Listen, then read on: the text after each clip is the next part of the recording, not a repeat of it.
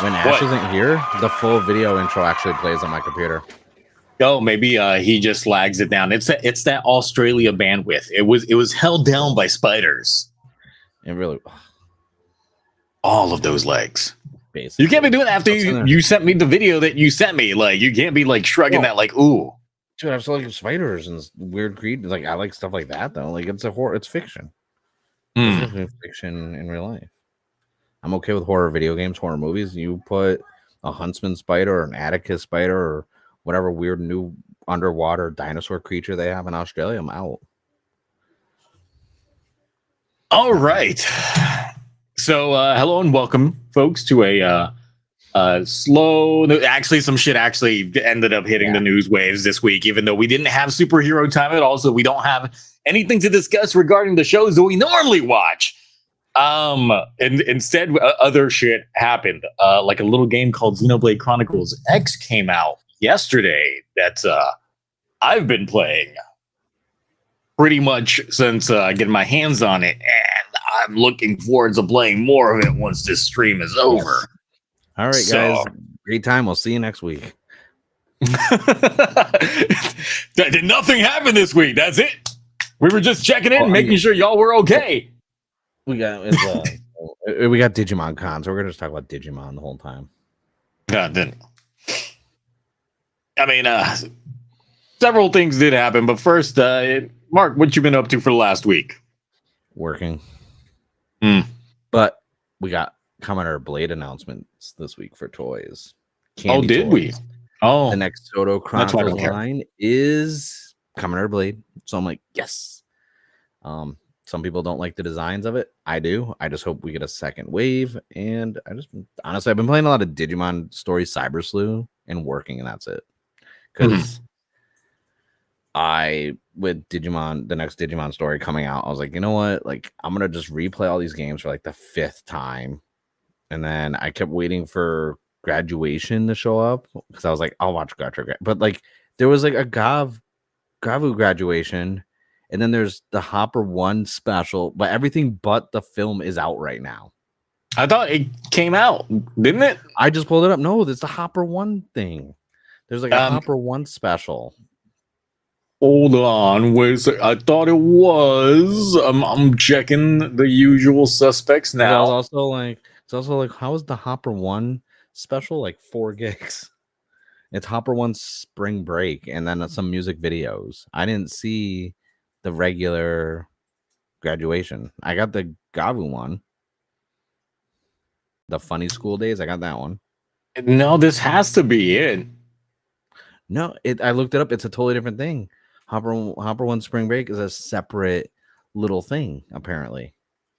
What? Why is the file size this big? It has all the music video, a whole bunch of music videos. No, but the size of Godchild Graduation to Hopper 1 Spring Break is 3.6 gigs. On all the Toku related like wikis, it says it's a separate little thing, even though they're using a Graduation like photo in it. So I don't know. I haven't watched it yet, so I don't know because I got it earlier. Because it was like, because they say it was a short film that was released alongside Kamen Rider Gotchard Graduations. So it's like a separate little side thing, kind of like when they do the little Pikachu ones that come with the Pokemon. Because like the cast is literally just Steamliner, X Wizard, X Fortress, my phone. Actually, I think it might be it. Because looking at the raw version of it, it's Gotchard Graduations plus Hopper 1's Spring Break or Spring Vacation. Name it. While here they just put Gotchard Graduations dash Hopper 1 Spring Break. So I think it's still the two of them. It's just combined as one media file. That's good. Less individual files. So don't speak too soon, chat. Y'all still gonna suffer. Y'all still gonna suffer on Sunday. We're all gonna suffer together. Not me. Nope. So we're just gonna deal with all of that come Sunday stream. I'm expecting pandemonium, kicks and screams. I mean, look, at this point, I think we're just masochists, just still continuing to watch this Gotchard content as it comes out. Because people talking about it, and I haven't heard horrible things about it though. I mean, if it's anything like the leaked information, it's gonna be one of those time loop. Yeah. It's a thing that didn't really happen. It's like Groundhog's Day with Spanner coming to the rescue. It's like, oh, let me get right on to that. That just screams, I need to see that. Saka said Gotchard is my safe word. But I mean, we got technically another Kamen Rider Girls remix now with another thing that they announced earlier. So we've got Kamen Rider Majade with Rider Girls. So that's a thing that's gonna happen.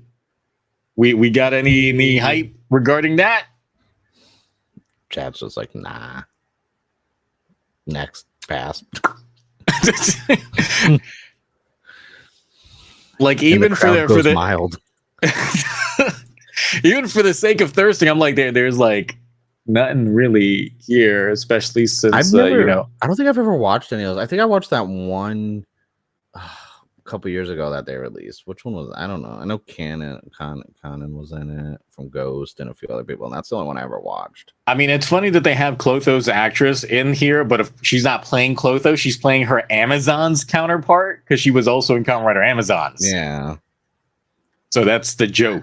It's like, yes, it's not her. I'll add it to the collection. I'm probably not going to watch it. It's kind of like Outsider situation where it's like, oh yeah, no, I'll watch these eventually one day.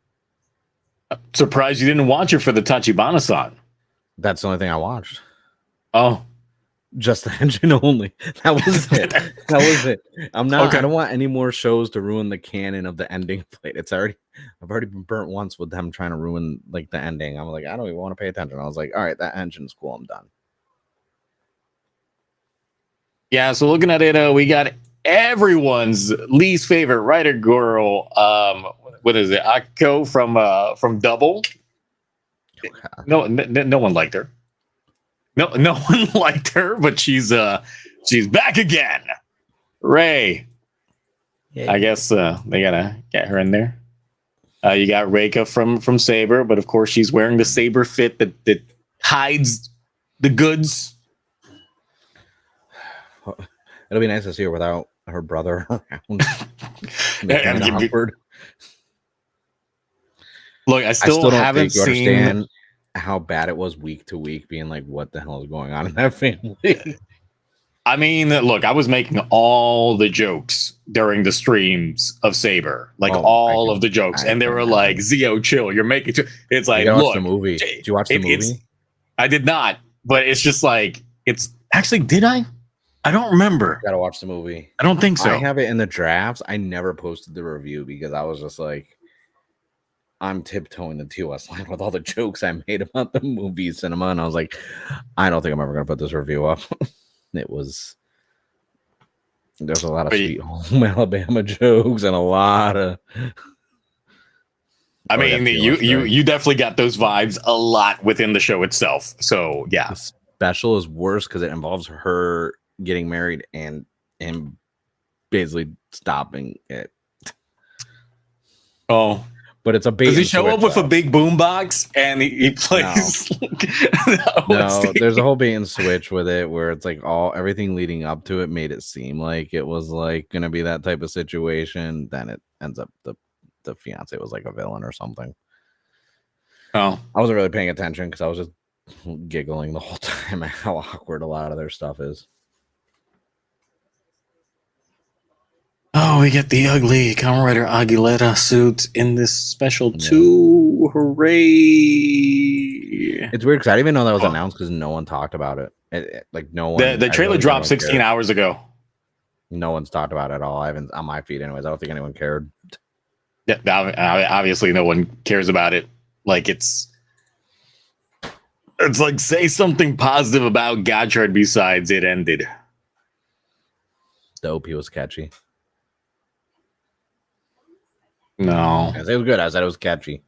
The best song they had was "What's Your Fire." Like I gotta admit that one grew on me, but no, in general, Daybreak was one of the best suits that I thought of the whole entire show. Like, but was it one of the best films? I don't know. I never saw it. Well, good. You didn't need to. I barely watched the show. All right. And then I'm not getting the driver or the cards either. I ended up canceling the pre-order. I was like, you know what? I don't need that. Oh. Yeah. I don't need that. It's cool. I don't need it. I mean, I ripped a lot of cards a bit back during the concert, watching the Kamen Rider X Super Sentai, concert that they had this year, and the Gotchard song started playing, and I was just like, fuck this, fuck that, fuck that. I will say one thing though.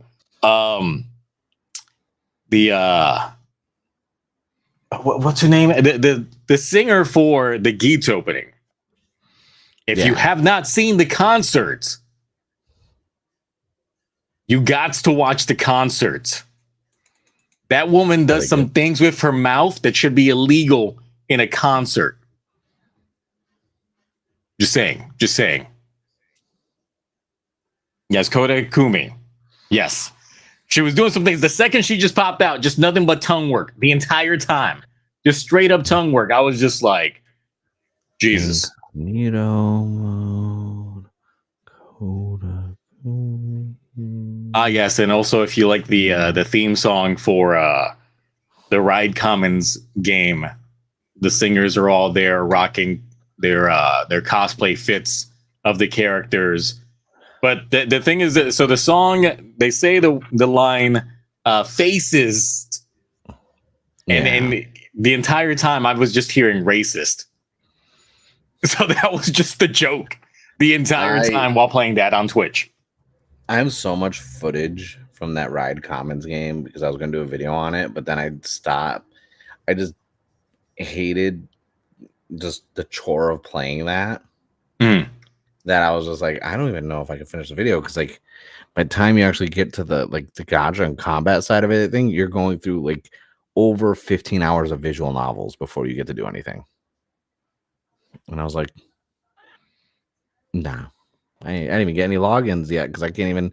It's his Vondo simulator, isn't it? Like it's just trying to get you to get but there's committed to these action, dudes.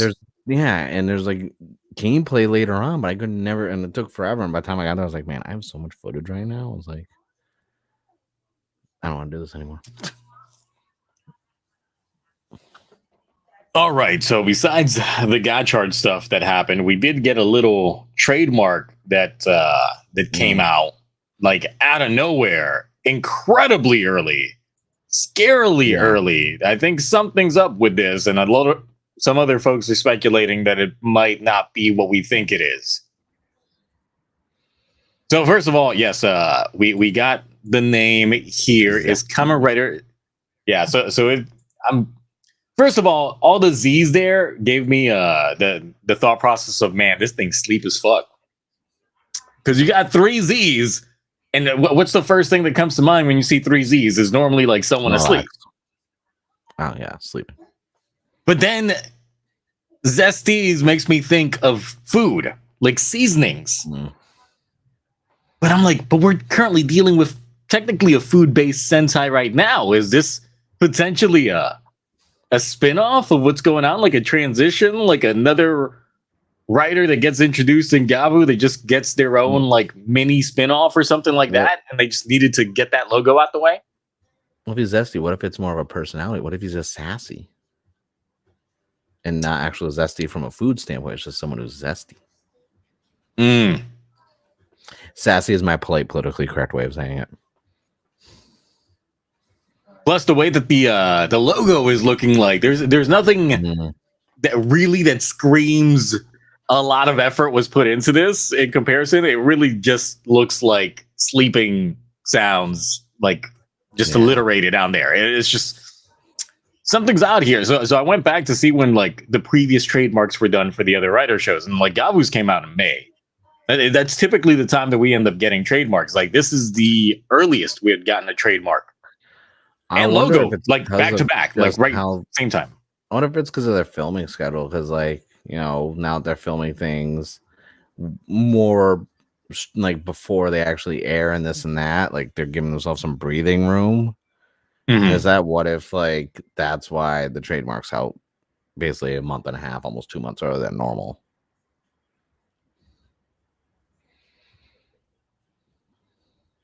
Trying to think, because for the Goes User side of things, it's like we got that trademark, you know, what was it, 3 months before the presser?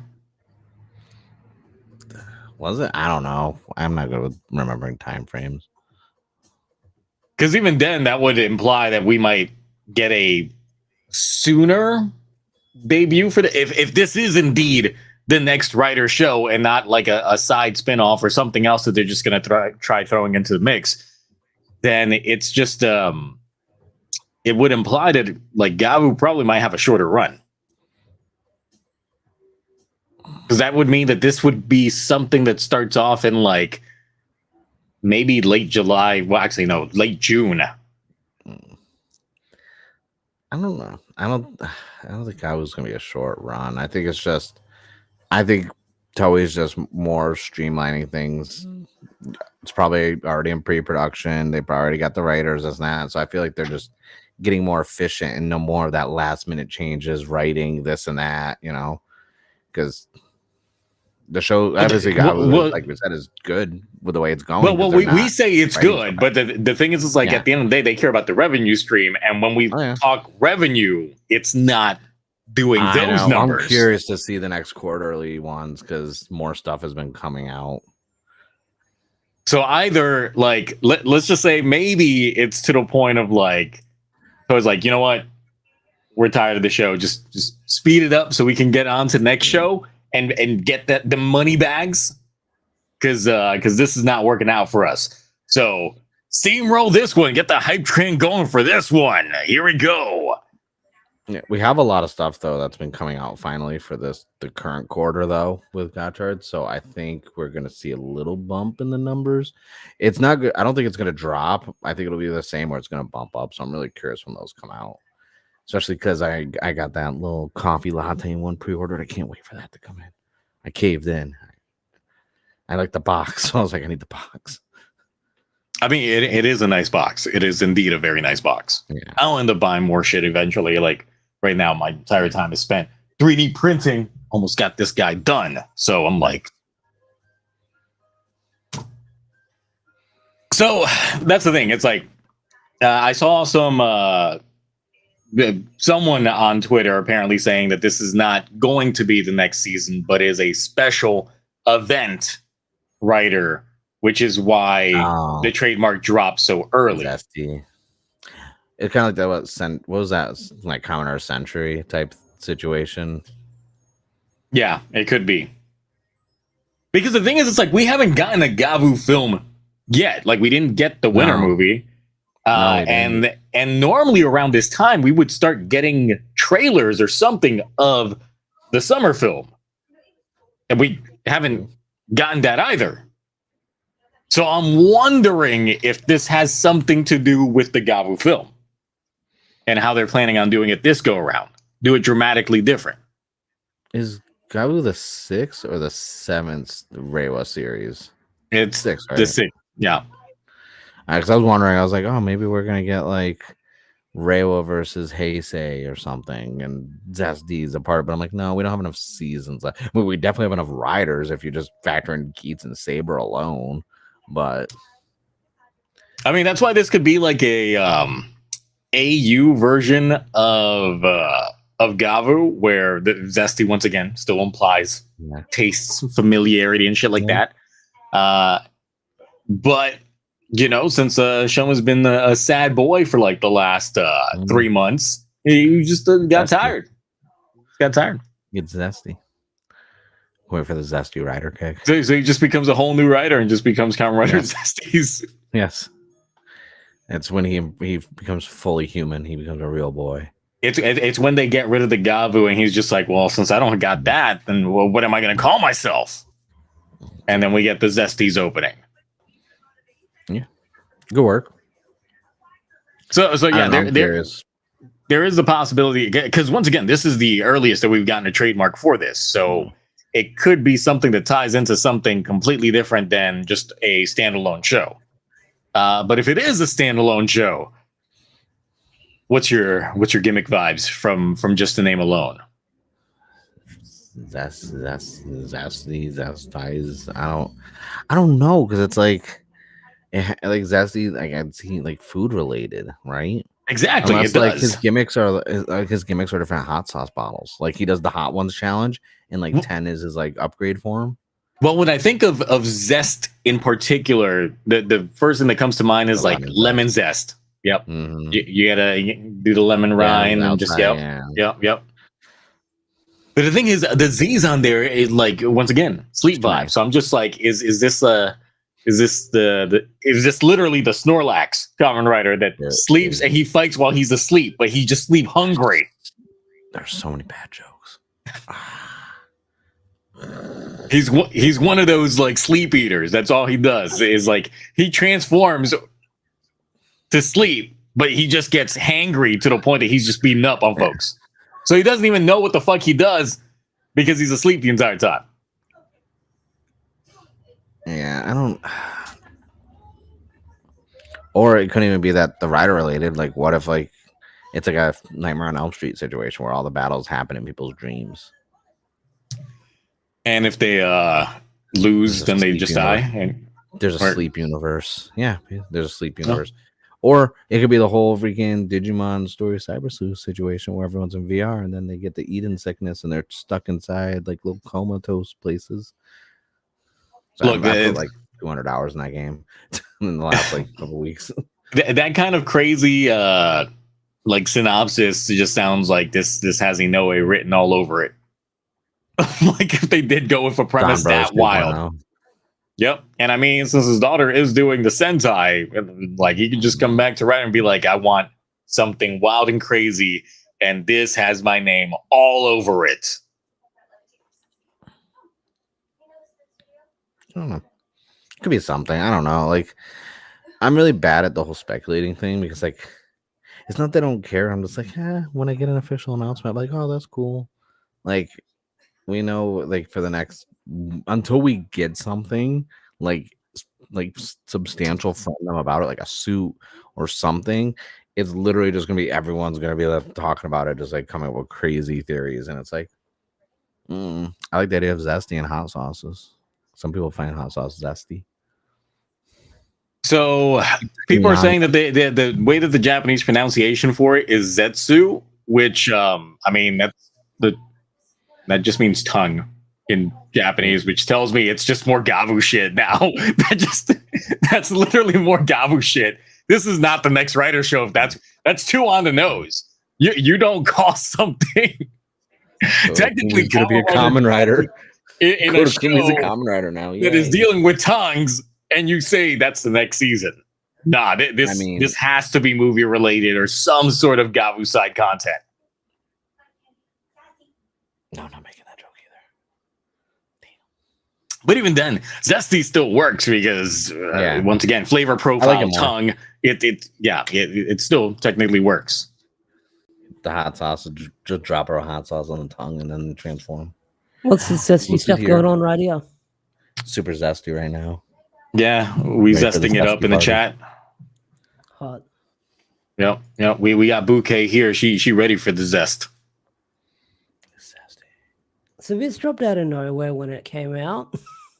It Yeah. did, but the thing is, it's like so the thing that we're speculating on right now is whether or not this is actually the next Rider season or if it's side content, because this released really, really early in comparison to your usual trademarks. Because your usual trademarks for Rider drop around May. Obviously, we're in March. The thing is, the name alludes too much to something that is Gavu related. I mean, with the way that we've been saying it, Zesty sounds like it's food related, but then saying that the Japanese pronunciation for it is Zetsu, which literally translates to tongue, is it still means it has to be something Gavu related. You wouldn't be too on the Point. I was gonna say nose, but I guess on the tongue would be more appropriate with the naming convention. I've heard speculation that we heard it so early is because they're like filming ahead of schedule.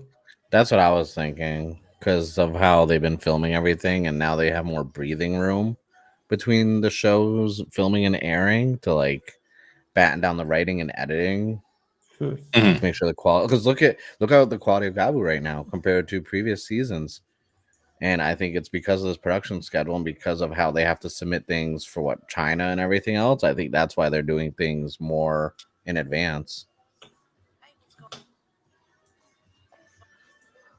Let's see. Someone says tongue or words. Language is another translation for it. So literally an alliteration writer. But the other thing about it is just the fact that we haven't gotten a Gavu film yet. That's true. And this could be something that just alludes to it, that they literally sell it as this is the film, but it's actually a Gavu film. I'm in the minority here, so given how the last couple of films have gone for the last couple of shows, with them either just being unnecessary or thinking they're going to be pertinent to the story for someone getting a form and then it's just a dream and everything else, I am okay if we don't get one for Gavu at all. I'm okay if we don't get a film until after.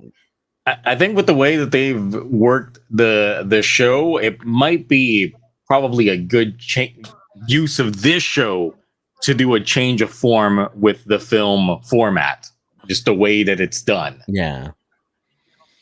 Not make it a versus, film with the previous season or anything like that, where they have to send off, like literally make something that is standalone, but to the point that it's like they could go the original Heisei route and just be an alternate universe, or an alternate ending of what the show gave us. Just so if people don't like the show's ending, then you have the movie's ending to be like, well, that's my personal canon ending.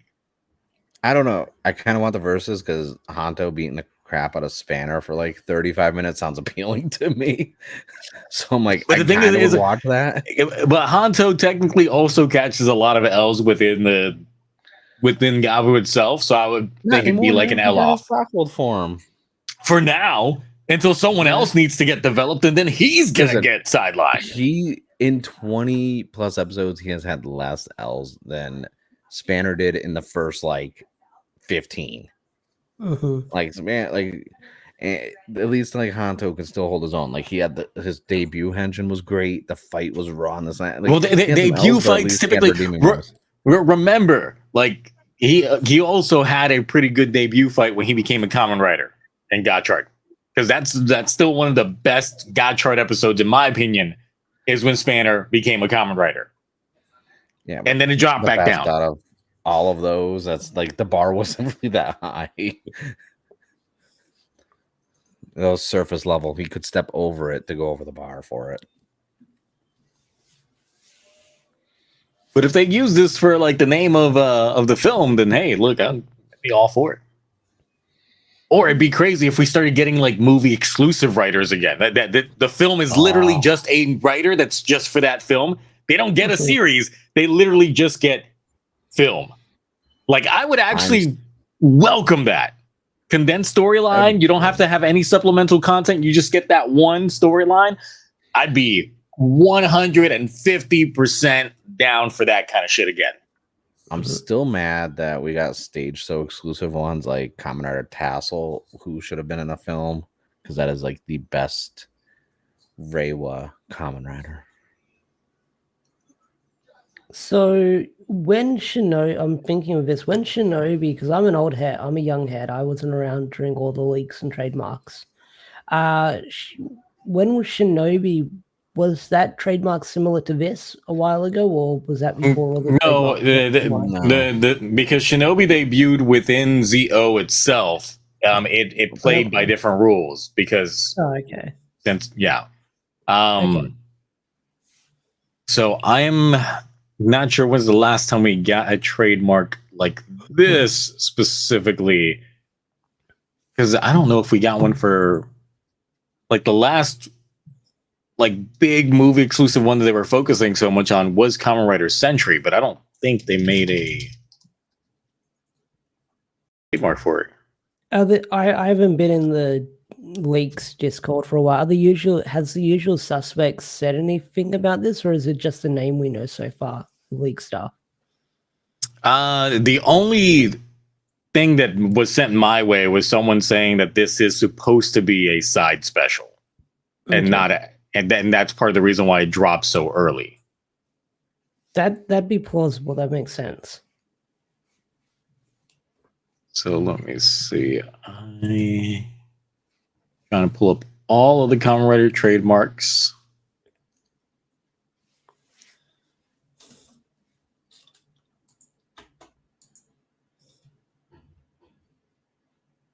Don't see anything specifically for that one.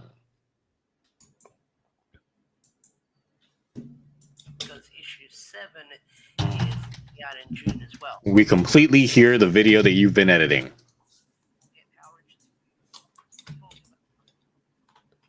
And Mark disappeared. I'm still here. And he's back. Because he's got food.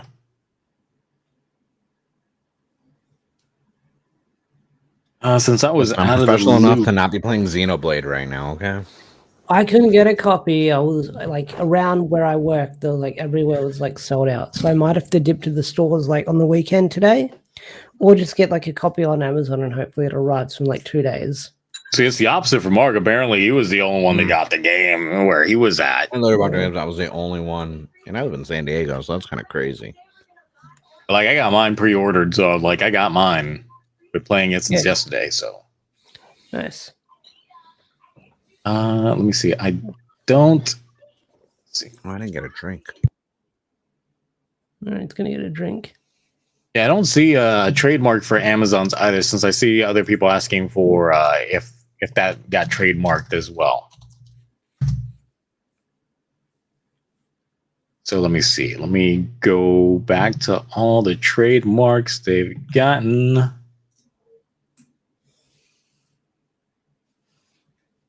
I mean, sometimes there's trademarks that just don't get payoffs, because I just dug through and saw that there was a trademark back in 2021 for Shin Kamen Rider Kuga.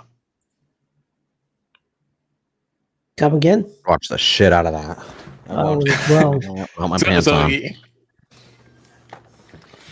So that was that happened, but that was a April Fool's joke apparently. So that's why.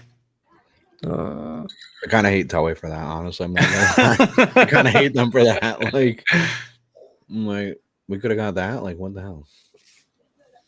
All right, let me see. Build. I'm going all the way back here to see Ghost. Actually, didn't Amazon's come out around Ghost? Yeah. Yeah, so I don't think so. That's as far as this website's telling me in terms of the trademarks that they've had.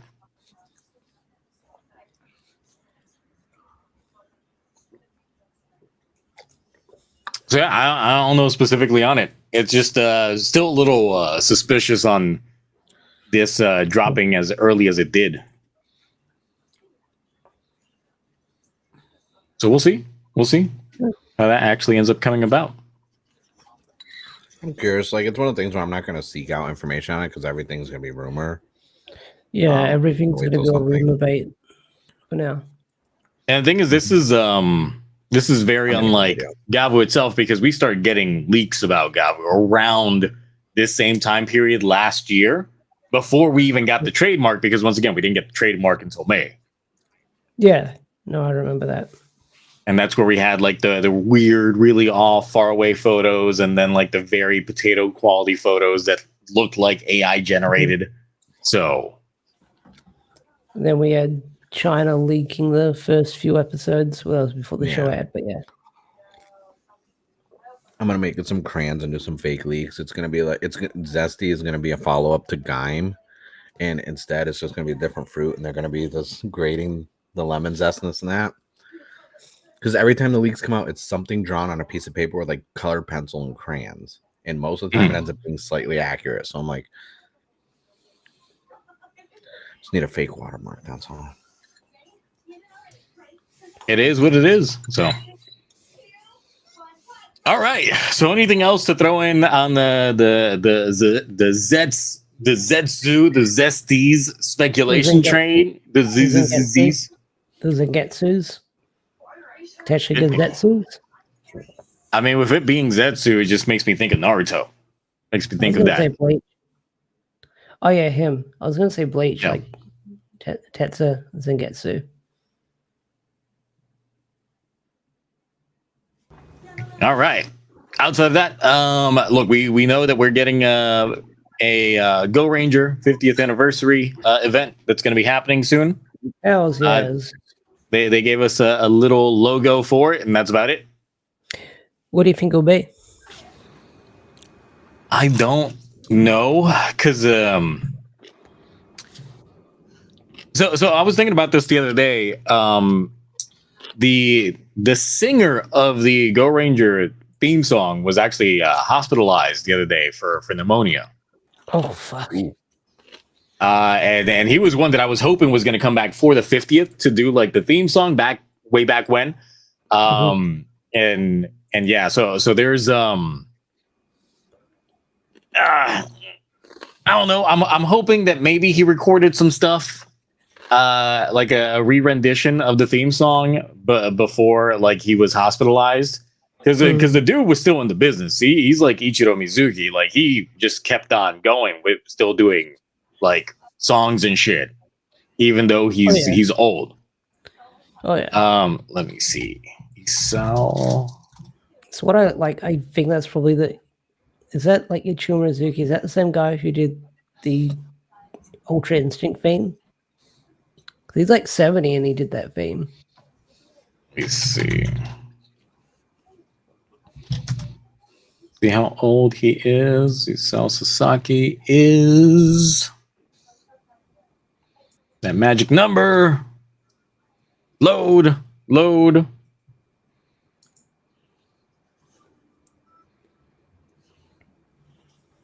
Oh, thanks for not telling me an age. 1942. How long ago was that? That was a long time ago.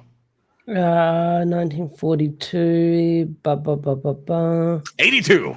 Yes, 82 years old. So yeah, he's up there.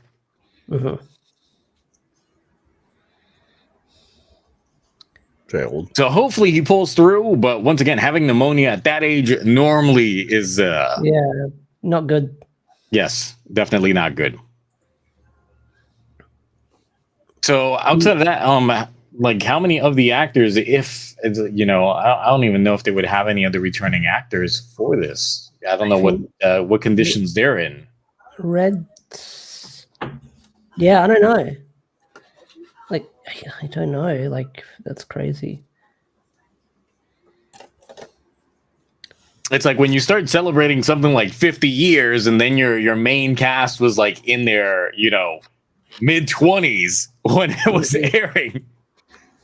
Then it's just like, oh yeah, they're in their mid to late 70s now.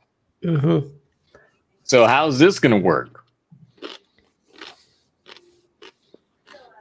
Yeah, that's I mean, they could do like voiceover work, things like that, but it's just like how.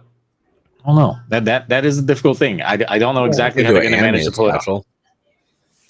Yeah. Well, I get the feeling what we'll see from this is like Go Ranger on DVD, because they won't do Blu-ray or 4K probably. They might do Blu-ray or 4K for it. Like I think they would do Blu-ray probably, not 4K. That's for sure. Yeah, I think Go Ranger did get a Blu-ray remaster. It's just Japan doesn't talk about it. I don't know if there's anything memorial for them to release for Go Ranger that they can do. Maybe like a SG football that they use. I don't know. And I believe, obviously, the Blue Ranger still. I mean, because he was also V3, but he's been like kicking for a while. But the last time I saw him do anything, was it one of the stage shows that he popped up in? And that was also like 5 or so years ago, and he is definitely slowed down in terms of his movements. Let's see. So everyone like 47, 48 was when they were born for a lot of these folks. So yeah, they are in their late 70s. So yeah, we'll see how that ends up going. Oh yes, we're hearing Ash's video. That's what we're hearing. Okay, I was like, yeah. I was like, did he I'm live? I'm editing. Didn't know that my headphones would pick it up. I do apologize. It's probably the mic just being too close to the headset. Yeah. My bad. So really, I don't know what to expect, just because it is so so far away, and it's not one of those that they kept bringing back the Go Rangers to the point of like we checked in on them every now and then. Mm-hmm. You know how Kamen Rider does. Like you gotta throw in Ichigo like at least every 3 years. He's got to show back up. Mm-hmm. Like he's just there. Worried we're somehow gonna have Legend popping up soon somewhere. Like I'm so worried. Like you've planted the seed in my head that I expect Legend to pop up somewhere. And I still find it funny how for Kamen Rider they kind of pass the torch of his character to like his son, but then it's just like nah. You're still alive. Like, come back. There's no replacing you. And it's just like, but I mean, he did Wingman though. It's like, well, he's Wingman now. He's not Kamen Rider. Like, we'll cast him as a Zezty. Cast him as this new Z's Rider, whoever that is. Zezty. Yep. Kamen Rider Ichi Zezty. The number one Zesty guy. That's a good crunch on that pickle. I know, right? Oh my god. It's so good, so juicy. All right. So anything else to throw in on the Go Ranger anniversary that will be popping up soon? Because it's like this seems like it's its own side event and maybe not fully integrated with Go's User. Go's User will probably end up doing their own thing regarding it, but this is like its own standalone thing. I just don't know how they're gonna end up playing it on. When is it again? Let's see. It'll likely end up being during their actual anniversary, which was April. They're crazy. We're going to go up against the Switch reveal. Don't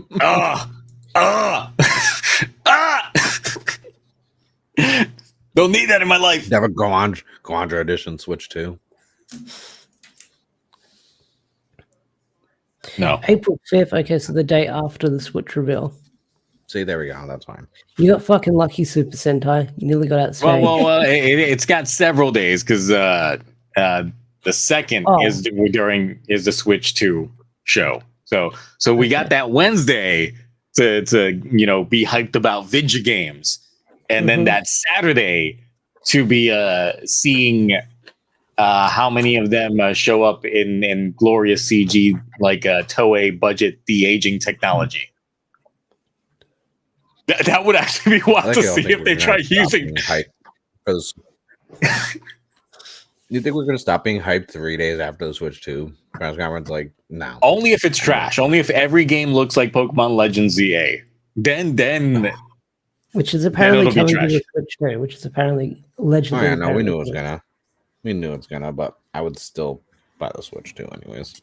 I mean, apparently someone got into the code of Xenoblade Chronicles X and found out that there's a hidden 60 frames per second mode that might be locked behind the Switch 2.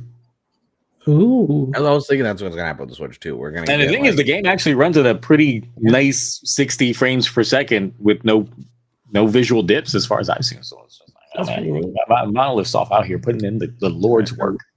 I might actually buy this while I'm talking on Amazon and hopefully it gets delivered. One of us. There's no way you can check stores near you who might have in stock. But I have to go outside and I don't drive, so I'd have to catch the bus and then.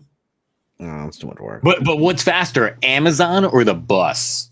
I don't know. I ordered a little watch strap on Amazon and it arrived within a day, which is crazy. Does it take a day to go by bus? Yeah, that's a valid point. That's a valid point. Feels like it in my neighborhood. See, here in my area, we can have same day delivery with Amazon. Well, the thing is, we still have EB Games in Australia. And apparently, they offer same day Uber delivery, but it doesn't work in my area. There you go. That sucks. You need to move to a new area. Yeah. I miss EB Games. I used to work there. Mm. All right, what's the next set of news we want to cover? We got Ultraman. I don't know. Cool, Ultraman.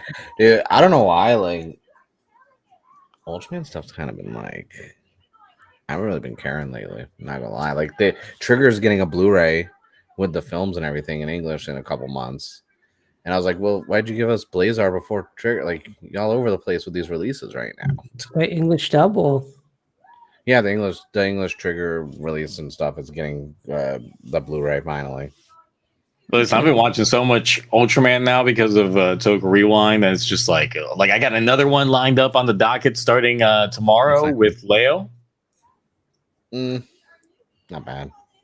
So, and obviously, we did get Toei Spider-Man up on the docket as well. So, watching both of those back to back.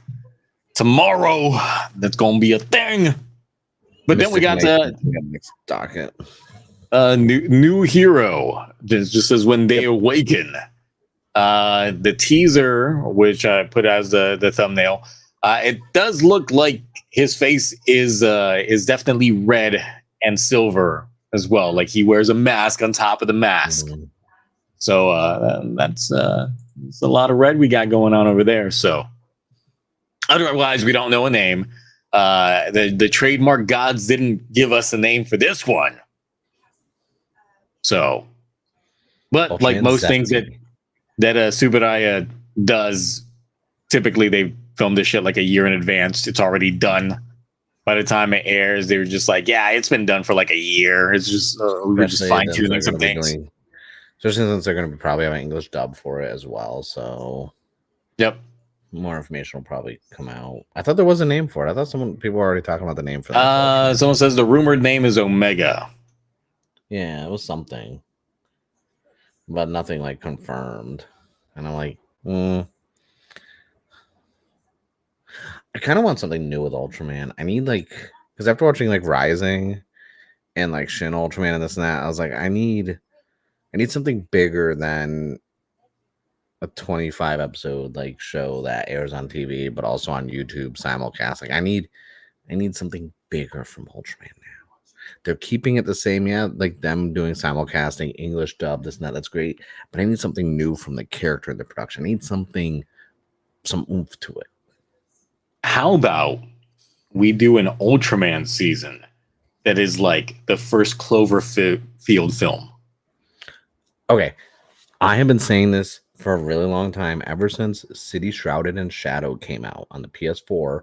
Same people did a Disaster Report. We never got it in the States, but it's basically you during a natural disaster getting out of the city, but it's while kaijus are dropping in. Ultraman shows up, EVA units, Gundams, Godzilla, all these other kaijins and kaijus, and they're all fighting in the city, and you're trying to escape. And I was like, it's basically Cloverfield. The whole time I'm like, why aren't we getting more stuff like this from films? Because Cloverfield 2 is finally in pre-production.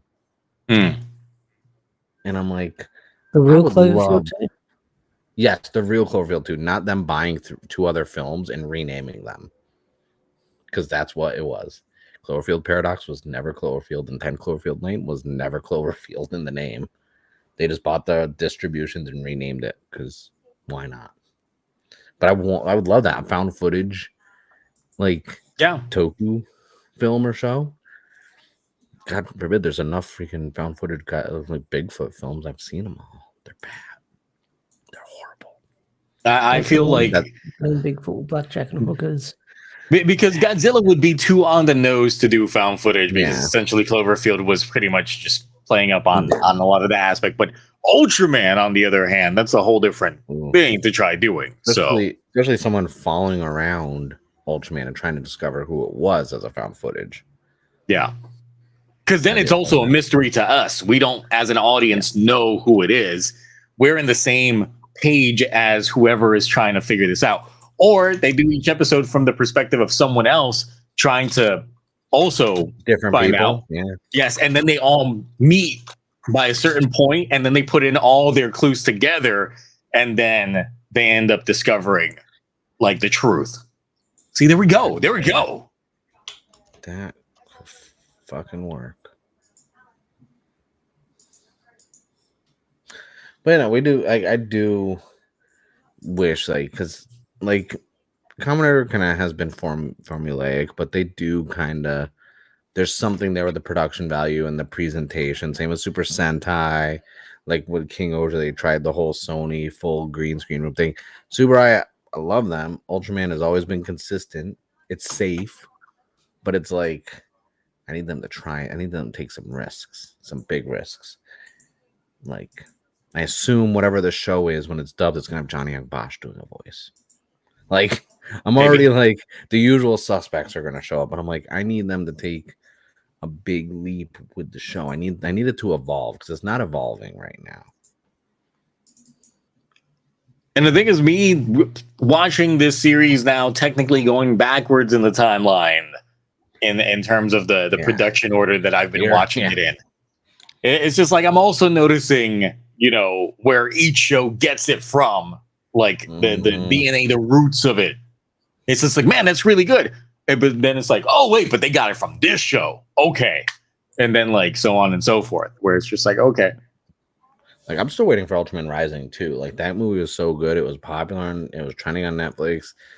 People love it. People still talk about it. It moved merch really well as well. Like, and I'm like, ain't gonna give us a second one from Netflix? Why the hell do I got Electric State right now? Give me Ultraman Rising too. But then outside of that, Subudai has got some other news because Subudai Productions, AI Hub, and Metafield-driven AI-powered entertainment and innovation with NVIDIA technology. So they've essentially announced a collaboration. I guess it's iHub, not AI Hub, because the next one is... I know that, huh? Yeah, whatever. To create new entertainment experiences through research and development utilizing NVIDIA's AI technology. This initiative will extend the world of Ultraman and its iconic kaiju characters, Subudai Productions' flagship intellectual properties, into an innovative digital environment powered by cutting-edge AI technology. So, of course, they break down the different companies involved in this, what they specialize in, but they don't particularly give us what it is. Like here, they just say that it will introduce new audience experience through legendary characters and digital storytelling. I don't like that line because that tells me that the storytelling is going to be done by AI. We're going to be getting VR games where you are inside Ultraman. You are Ultraman. I'd play a VR Ultraman game where I get to just punch the shit Become out of the freaking Ultraman. dragon. Let's see. With a shared vision for innovation, the partners aim to create groundbreaking content experiences, expanding AI's role in the digital media and shape the future of interactive entertainment. Which, it depends on what type of interactive entertainment, because, not everyone. I don't think that the VR space is expanding. I think it's kind of like a bubble. Like those that have it, talk about how great it is, but not everyone is going to invest or realize how goofy they probably look to the outside world when they're rocking said things. Do you have a VR headset? No, I do not. Darn, I was gonna say that game I sent you the link to before we went live, that would be great in VR. Fucking, I'd die. I'd instantly die. If I played that game in VR, I'd be like, get the shit off of me. So it just splashes water on you while you're playing it. So you're like, am I really in the water right now? What the hell? And the thing is, it's like, even though there were a lot of phone VR headsets for like a good bit, I feel that trend also kind of died a little bit. Oh yeah, the Google one, the Samsung ones they were releasing for a while there. Yeah, because I used to have the Samsung one, but then nowadays, if they're gonna do VR, they just do left and right, and then everybody just plops in a phone to a regular cardboard thing. Hell, the Nintendo Labo did that shit, and you just implemented it that way. I have a Labo on the open still. I have my Labo completely built. All that shit. I don't know. There's the AI thing. Like at first, before I read it, where they were talking about like digital stuff like that, when they were just saying they were going to use AI, I literally thought they were just going to do the whole like AI upscaling and rendering to like kind of re-release the older shows, because some of them didn't age too good. This is new content. Especially Ultra Q. Yeah. So they're probably going to create their own. Well, hopefully they still create their own original Ultraman designs, unless this is literally like, hey, to make this a unique experience, this is just going to automatically generate a Ultraman for you. And this is your Ultraman. Game.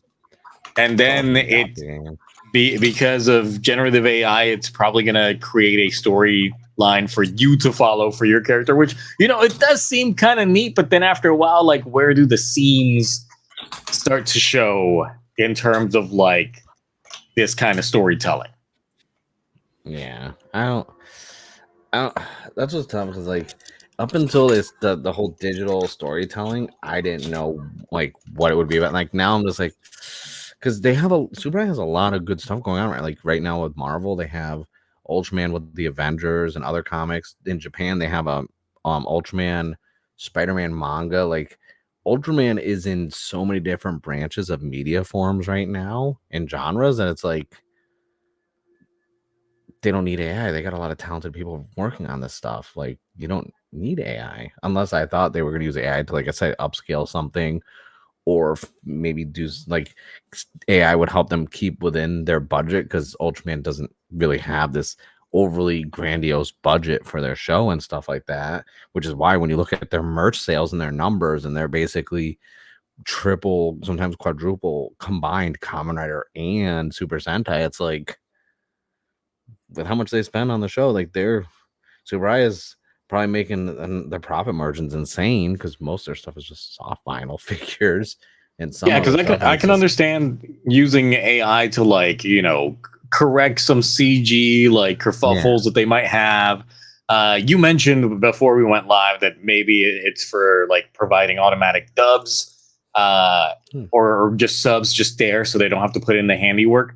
But the other thing that I thought about that AI has been doing with some dubs, especially in like the video game space, because Final Fantasy VII Remake utilizes this. It utilizes AI to do the lip sync for the different voices. So if it's in a different language, it changes the lip sync, so they don't have to redo the lips for every time that they're talking. It just automatically, the AI adjusts it based off of the language that's being spoken.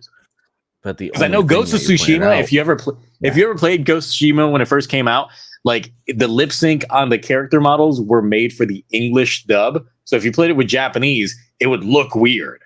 And I was like, nah, it should be the opposite. Yeah. Mm-hmm. Yeah. So with AI, they could correct that. The only thing that trumps all that is like you point out digital storytelling. That's like the two words that is the part. it just truncates everything else. Cause it's like, what the fuck they doing? Yep. Why'd they pick the most frumpiest Ultraman suit photo? That's frumpy. I mean, he got that package down there though. That's why I'm just like, that is not the most flattering photo used for Ultraman. Look, at least it's not the one with his original face. You know the face I'm talking about. The one that looks like it went through some diseases. It's a few. So yeah, this could be a hard like curve to hit, especially in terms of creative content from these shows, because if this ends up being maybe somewhat lucrative for them, what's stopping them from just making a whole show utilizing this type of technology? And that's where we start getting to the point of like, yeah, there's no creatives out there. It's literally like everything just fed into a computer and then just spat out. So if they tried to do like little mini series, like 3-episode mini series or little short stuff here and there with AI, and it wasn't actually like the mainline show, I'm okay with them trying new things. Like utilize the technology. I'm always okay when it's like Subaraya. When you look at the Toku companies out there, like, yeah, everyone like they're a part of the big four, but from a studio standpoint, they're not running a studio like Toei is, or Toho even though Toho's equally probably smaller than Subaraya because we don't get Godzilla as often. But it's like them utilizing AI. I get it, less manpower to use. Like if Toei was using more AI stuff, like really, you got money, you don't need to AI. So like I'm all for companies using AI to kind of pick up slack, or to like there's always that skill level where it's like, okay, I'm a creative person, but I can't go from what I want to plan to what I want to do because like there's a skill issue. If I can utilize AI to help me get to that point, I will. But I don't know. I just, as long as it's not interfering with like the mainline Ultraman series, like. Well, the thing is, that, so the first paragraph for this one kind of alludes to all that, because it says this initiative will integrate AI technology with creative expertise to accelerate the evolution of digital content production. NVIDIA's, did we say NVIDIA or NVIDIA? I know some people say NVIDIA. I've always said it NVIDIA. But either way, like NVIDIA's AI tools will enhance character animation, voice synchronization, and real-time rendering, enabling more realistic interactions. Additionally, AI-driven motion capture and physics simulation will reinforce fluid and natural movements. Like that part sounds all right, but it also does seem like that might go into like CG models and things like that. Because when they say things like motion capture and stuff like that, they don't really do that within Ultraman because they're using actual suitmation. Like there would be no need for that unless it is something that is strictly CG. So if they're not doing something that is, say, VR, I'm thinking that this is probably going to be one of those mobile games where essentially it's like they peg it as like a new episode every day, unless you like pay extra money. But because it's going to be cloud driven, it's like everybody's story will be unique. No two stories will be alike. It's true. I'm putting this on the private chat, but that's for later on because that I'm gonna show up to some tournaments with that. I don't know. I could see because I'm trying to think like Ultraman.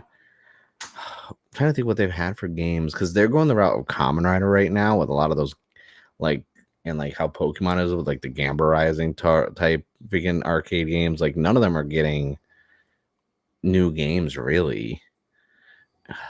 I would love for a new Ultraman game. Like, I mean, I think the last thing we got was like the Ultra Kaiju Monster Rancher. Yeah, that one. Which I bought. I was almost get it. It's fun. It's entertaining. It's literally the same engine from the OG Monster Rancher. So there's not a lot to it content wise, which is really annoying because I even got the remasters of Monster Hunter 1 and 2, and I was like, yeah, these games were more fun when I could put CDs in my PlayStation 1. The only thing I'm trying to see here is because if they do end up implementing this type of technology, then I'm wondering like who's going to be hosting the cloud computing for all of this stuff, or at least the servers that will be running all this kind of stuff. Or are they just licensing it out to NVIDIA or whatnot for all that? Because there is like the technical portions of AI, of like where all this data is stored and whatnot. So we'll see how they actually implement it. And we'll see if the new show has anything to do with it. Because that would be interesting if the new show is like the springboard into this AI driven content. This is how they chose to just announce it. So I'm curious. I mean, it's if they're just now talking about how they want to utilize it, then I'm sure it'll be a bit before we see anything, because they're obviously going to test it a lot before they actually officially try and release anything. All right. So I know Ash is off doing something with this. He's posting a new video because I got the notification. Oh, there it is. That thing uploaded and went through all of its things very quickly, all of its checks. What I miss? Apparently, you uploaded a new video. Yeah. Zord in Prime. Okay.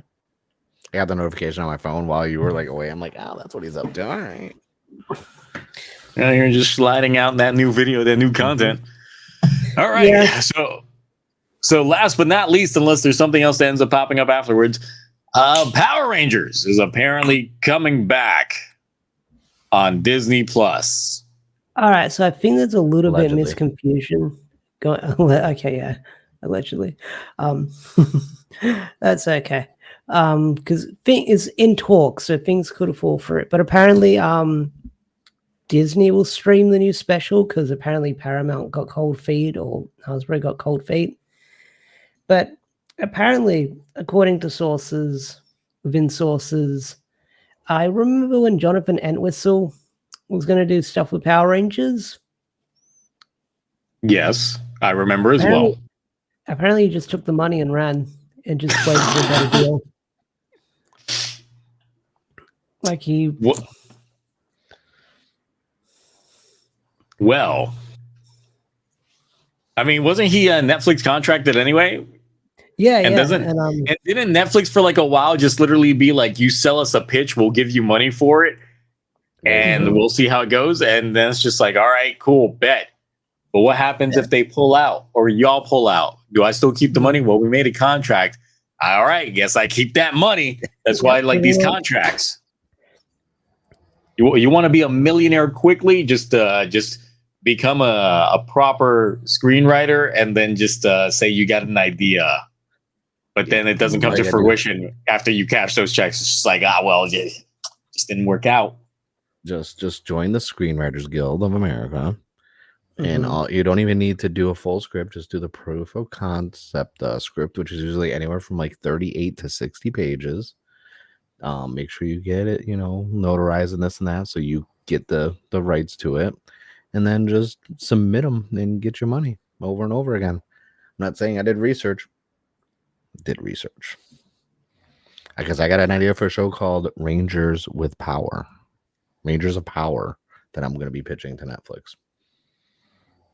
So the article that I've got up is from Gizmodo, unless you got another one. This is just a quick one. All those articles are using the Wrap as a source. Yeah. Okay. The Wrap is the main source.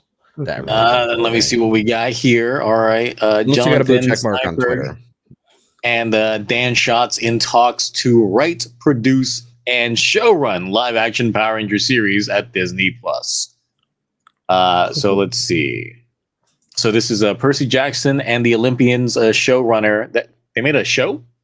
Yeah, Oh, I Percy mean, Jackson. A lot of dude, the show's good. It's more like I don't like some of the casting choices. Like they put Edge in it, the wrestler Adam Copeland, but like from a book standpoint, it's more accurate than the movies, even though the movies were good for what they were.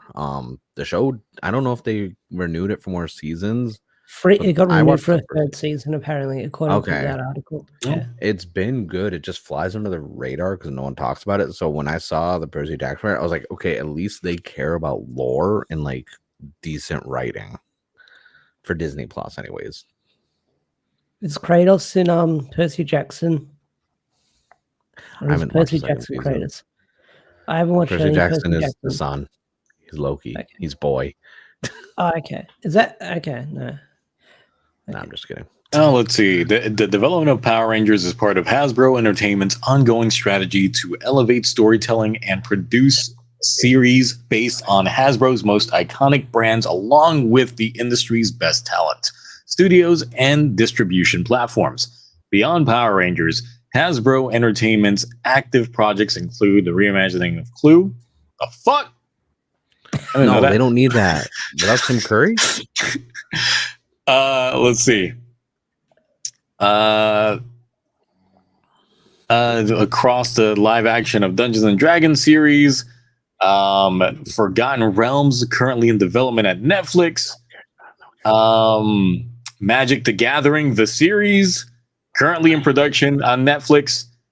Make a series about that. Is there lore with magic? Along with a live action film that is also being adapted from Magic the Gathering. That's along Legendary Productions. Anji, where you get sucked into the card game.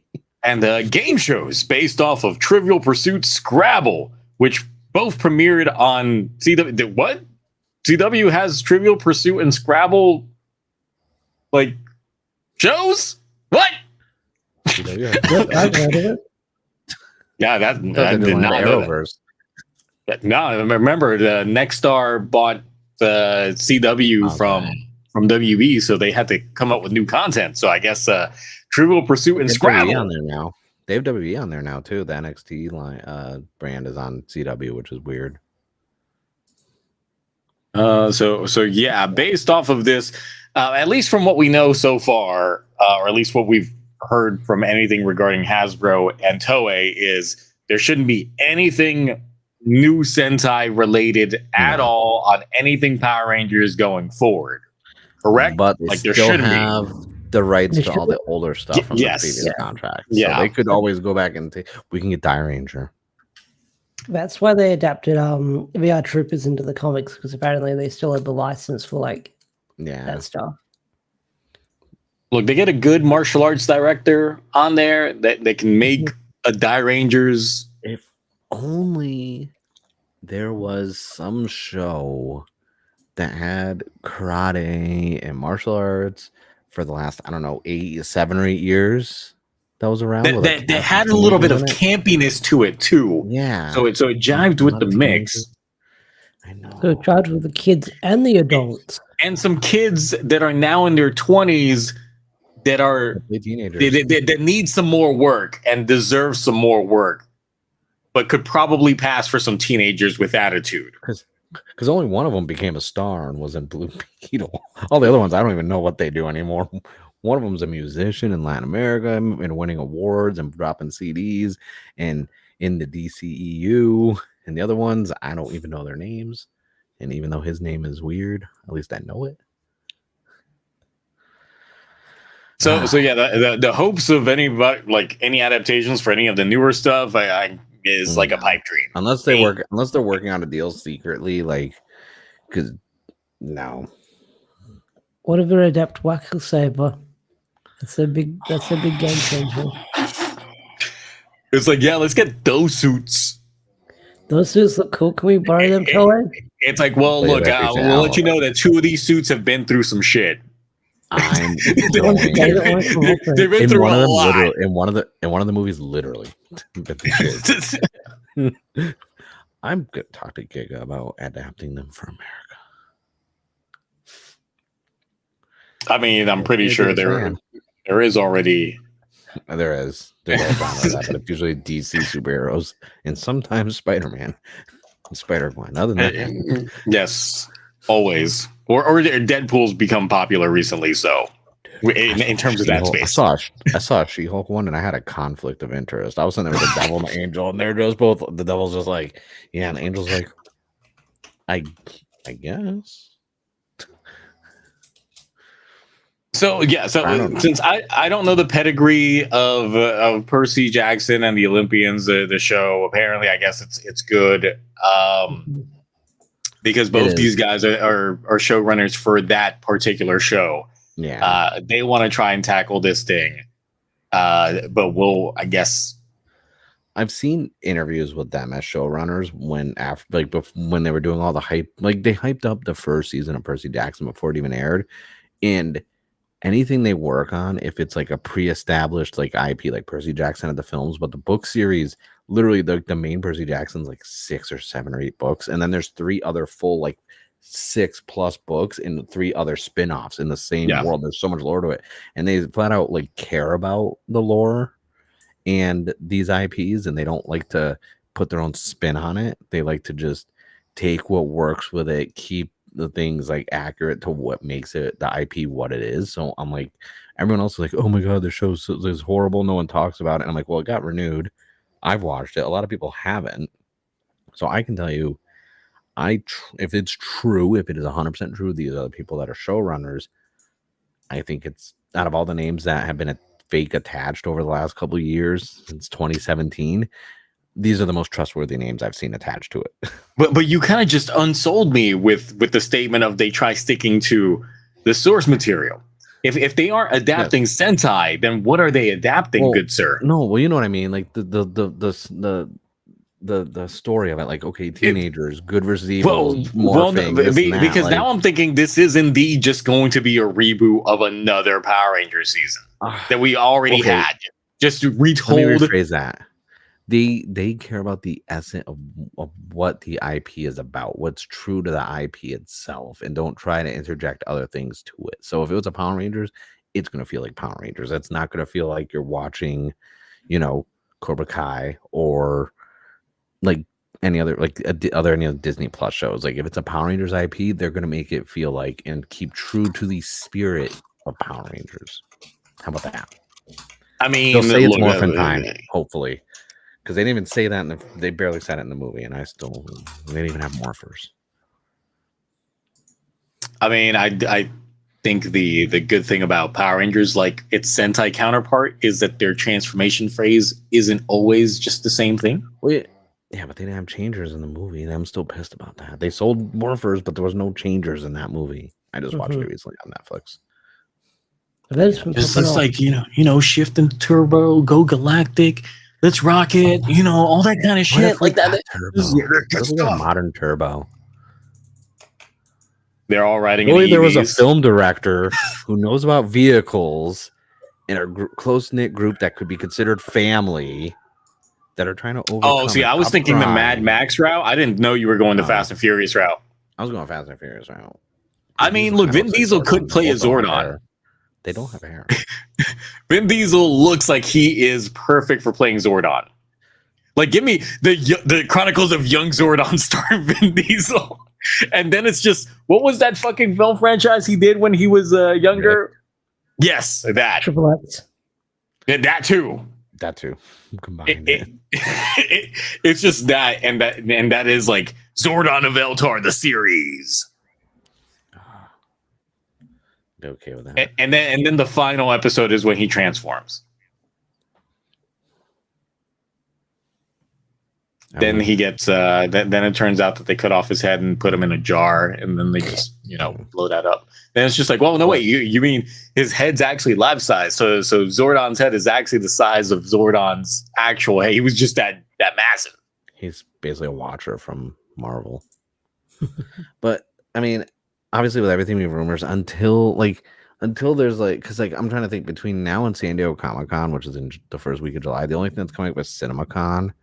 So until there's an official announcement with everything right now is rumor, speculation, and we get these I just went on that tangent a couple of months ago. Every 3 months like clockwork, we have something new. And it just so happens that because Power Rangers was that on Netflix, the 2017 movie, everyone was talking about Power Rangers again. And all of a sudden, 2 weeks later, we have a Power Ranger post about a TV series, and with no weight to it, no one from Disney coming out and saying anything, no one at all from Hasbro saying anything, just and we have a source from the Wrap, but at the same time the Wrap doesn't source anybody. But then you have all the blue check marks on Twitter that don't source the Wrap, and they're just like, I knew about this the whole time, I'm gonna just now tweet. I was like, why didn't you say it when you heard about it a few months ago? Why are you waiting now to say, hey, look what I knew about? It's like, well, the thing is, the source could be the showrunners themselves saying, hey, we're trying to reach out to get this IP. But once again, no, I get that. There's a lot of times in which showrunners try to get an IP and they just don't get it. They try. They're like, look, I've got a pitch idea and everything. Here it is. And it takes years before they maybe like circle around and go like, all right, good. Now we'll give you a shot. The prime Deadpool. I mean, Ryan Reynolds finally admitted that basically he was the one who leaked that footage, allegedly, and the test footage. And it's like, yeah, that took forever. It's like, I get it. They use it to gauge the social media, like, trendiness of it. Because now that it came out, that a lot of studios look at how many followers actors and stuff have before they'll cast them in films. And so I was like, okay, they do care about that stuff. But at the same time, it's just like, there's too many things, because now it's a series, but also we heard there's going to be a movie, and I'm like, until there's an official announcement of anything from Hasbro or Disney or Paramount, I'm taking it with a grain of salt. And hell, this could be true, and it'd be great if it was, but until I see something tangible that's legit from a real source, like not a Twitter blue check mark or the Wrap, or I forgot the other one that was like, there's another website that was talking about it, and I was like, you don't even talk about movies. Why is this all of a sudden on your website? Like, you're trying to get them analytics. So it's like, I'll just wait. I'm not going to speculate on it, but like I said, I would be excited if it is the showrunners, because they're good, and I would have faith in them as doing it, compared to all the names that have been previously attached that ended up not being a real thing. So Power Rangers in the MCU. Got it. Cool. Yes. Kimberly's a Disney princess. In the new MCU. Yes. They're just deviations of the Iron Man. They're just deviations of the Iron Man too. Little did you know that Iron Wars was just going to spin off.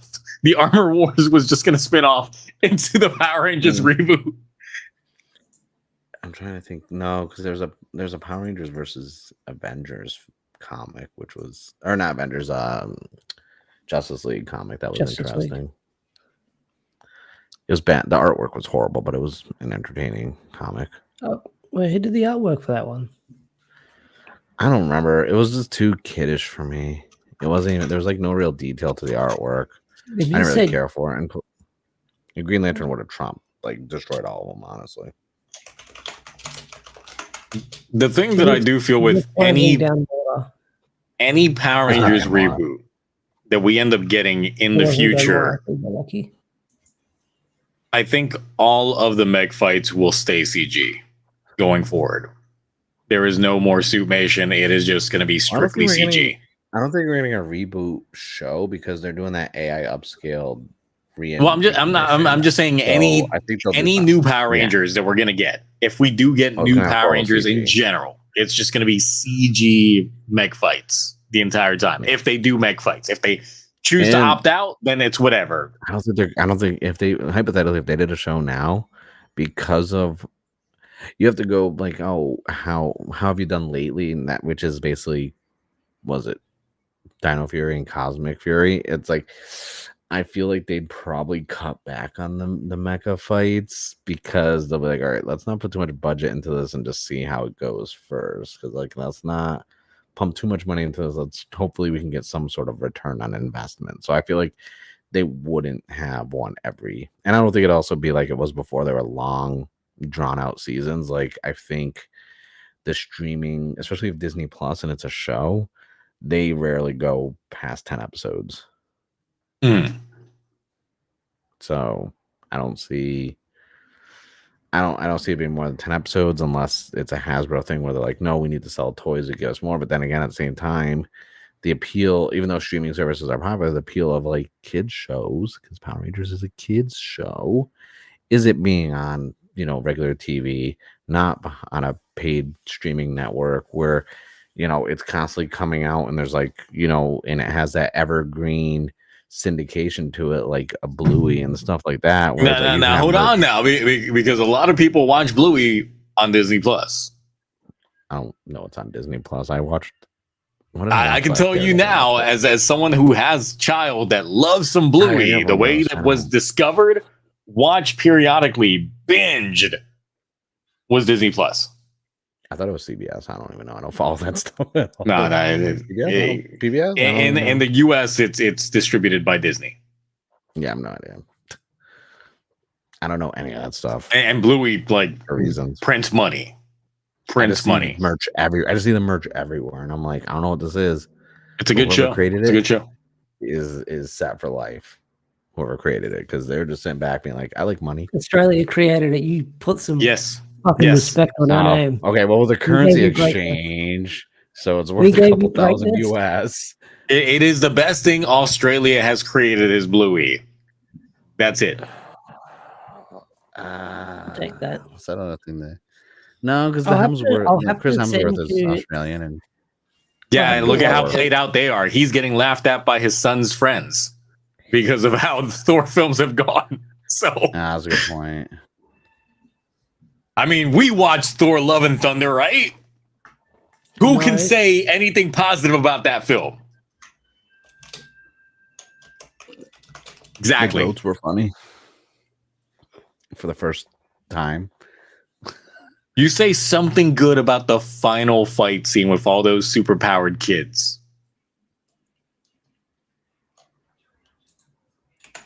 Do I have to? Do I lie?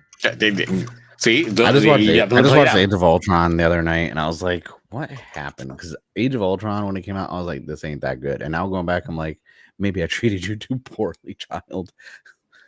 It's like the best thing Australia gave us was Bluey. Just like France, the best thing they gave us was like Miraculous Ladybug and French-made outfits. Those are the best things they gave us. And Total Spies. I think French gave Total Spies as well. Oh yeah, that's true. But oh yeah, they did remake that.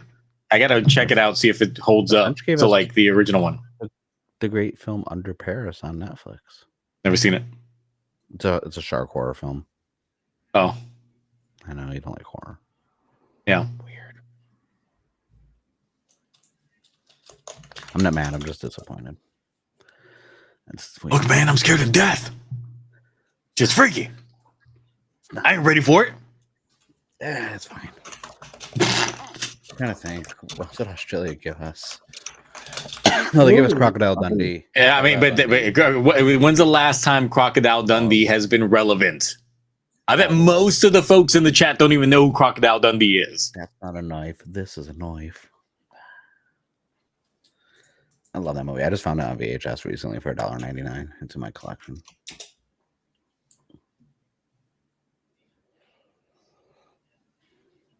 I'm trying to think of other stuff, and I'm like, I got nothing. I'm like, do I Google? No, most things that people think of when it comes to Australia is stuff that's going to kill you, and kangaroos. Yeah, that's true.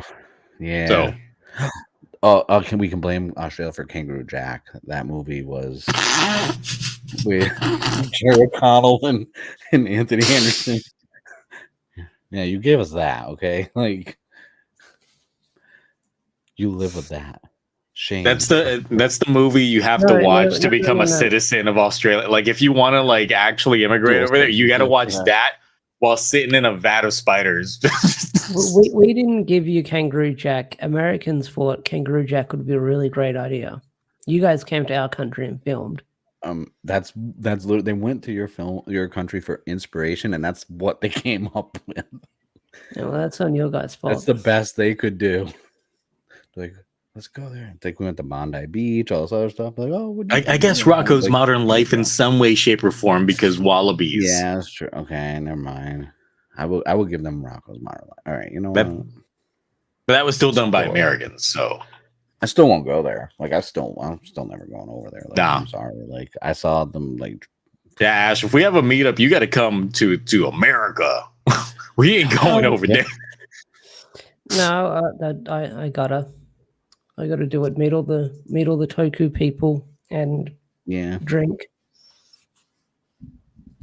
And get Mark to drink. Yeah. I mean, I can be swayed. I can be convinced. Easy.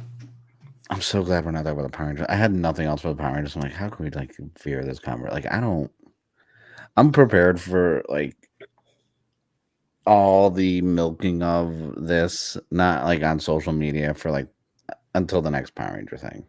That's the thing. It's like this is a consistent discussion of like, hey, now this studio's gonna pick it up, and they got all this, and then that, and then these people want to do it.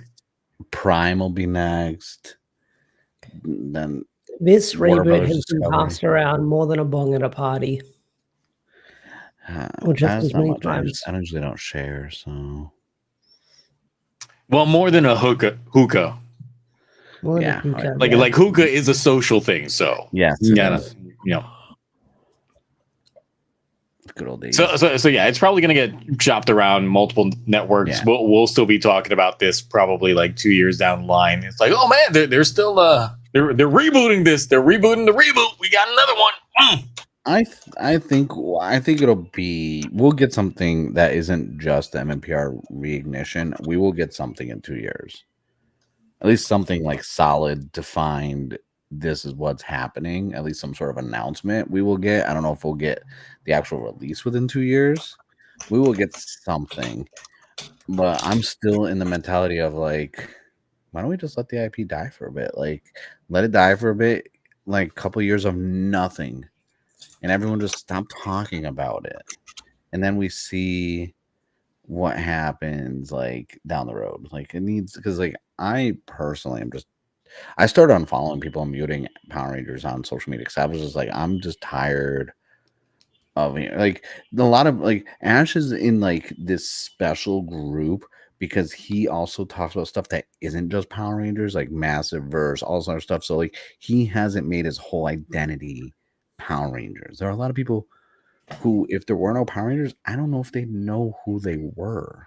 Or they find something trashy to keep talking about Power Rangers in regards to. So like because like, get us through the pot. That, like he's got like look at that delicious hardcover Radiant Black book. That's right there. Thank you, Kyle, for sending this to me for free. Delicious fucking book right there. Delicious. It is very delicious. Well, and the other thing is like with Hasbro, at least the direction that the CEO wanted to take things, being in a more games direction. I'm still like disappointed. Is there a newer CEO? Is this did they replace the new guy? No, I was going to say the guy that replaced the other guy before he died. Because there was the guy that bought the Power Rangers IP and then died, and then got replaced by Games Guy. That's what I was getting at. That's what I thought you were talking about. The guy, Games Guy. Yeah, because essentially that became when Hasbro stopped caring about Power Rangers, not knowing what to do, because the new CEO literally came from Microsoft's games division. Like he only knows video games. That canceled the sequel to Transformers 1 because he said it wasn't popular enough and then it wasn't good enough. I mean, as the CEO of the company, he has the say to do all that kind of shit. So. Not that guy. That's the guy who's making us get a Transformers G.I. Joe crossover live action without a G.I. Joe film first. You should read Void Rivals. You should read Void Rivals if you want that crossover. Oh no, I've read some of the comic Transformers. I'm just saying, like from crossovers from a live action, they're doing the next film they want to do live action is supposed to be G.I. Joe and Transformers like crossover without a G.I. Joe first to introduce the new characters who are playing like Joe and stuff like that. See, and the thing is that kind of shit would have made a lot of sense had they done it right, especially like with the Cobra Commander crossover that we had back in the OG Transformers back in the day. Well, when you think about how many like days, most of Transformers movies have more humans than Transformers anyways, so it's like you should have held off and had less humans in those films. And when we finally get a crossover with G.I. Joe, it's like, oh, how are these humans going to interact with Transformers? Instead, we got Sam Witwicky because apparently Shia LaBeouf is in talks to return for the next Transformers film, which I'm okay with. He's Lady Man 22734 on eBay. And on Marvel Rivals. So yes, the CEO, Chris Cox, that is Cox, no X, that is the full cock with an S at the end. He not only comes from Wizards of the Coast, but he did also work for Xbox Games Division, so both. So I would have changed my name, honestly, if that was my last name. Like, I can't put that name in YouTube titles. Christopher Cox. You can. Just use the eggplant emoji instead of a name. Like going into the Hasbro website for his profile is just like Chris Cox, Chief Executive Officer and Director. Chris Cox is Chief Executive Director. Like, I would use the AI to just make a rooster in a suit for the thumbnail. Like it's like I'm reading it as it is. It's literally Chris Cox. The photo doesn't make it any better. Well, there goes all my chances of we're working with Hasbro, but you know what? It's fine. I'll just say it was AI that said that, not me. That'll work. It's his actual name. Said that. It was the AI voiceover. So yeah, the thing is, it's like if they were going to do a reboot of Power Rangers, but in like the games, like we can't do something like a Rita's Rewind. Like I'm over that. I do have the physical edition pre-ordered just to have it for my collection. I do as well. I'm probably going to pre-order it on Switch or something. I found recently the Power Rangers movie video game for Game Gear with the box. Oh, and I was like, okay. I found a Super Nintendo one that was factory sealed and graded, and they wanted like $700 for it. It was factory sealed, graded at 9.5, and I'm like, I don't want it graded. I'll take it just in the case by itself, like just factory sealed. And like, nope, it's graded. I'm like, I had to pass on it. That's too much for a game. So look, once again, we'll see when Hasbro actually has something to show regarding this. But this is just another, yeah, it is what it is. Rumor out there. It's a rumor. Yep. It's rumor. We have more names in the hat.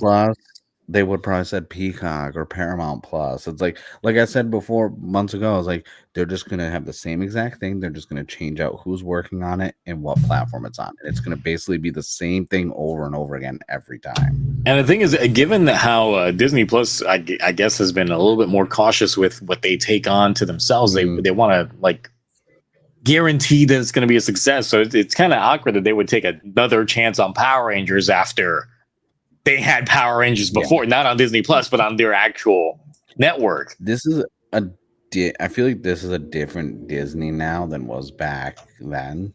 Obviously, different people in charge, but like from a standpoint, no, but isn't the CEO still the same?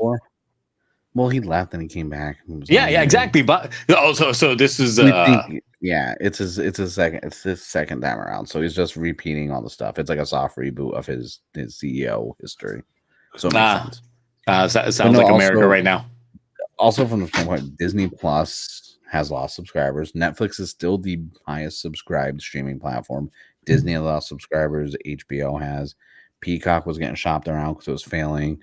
Paramount has lost. Like, so really, I think they would be grasping at straws. Like, well, what? Because like, yeah, like you said, they have Blue and stuff like that. But it's like, I think if they had more of an age range of content on there, because anytime I'm on there, you see all the kid stuff, and then it's just like straight to like the MCU and adult stuff. There's no gray in between, like gradually going up from like something like a 4 to 5 to 6 year old show to like 10, 11. There is a hodgepodge of what they show on there. Yeah. it's a jump.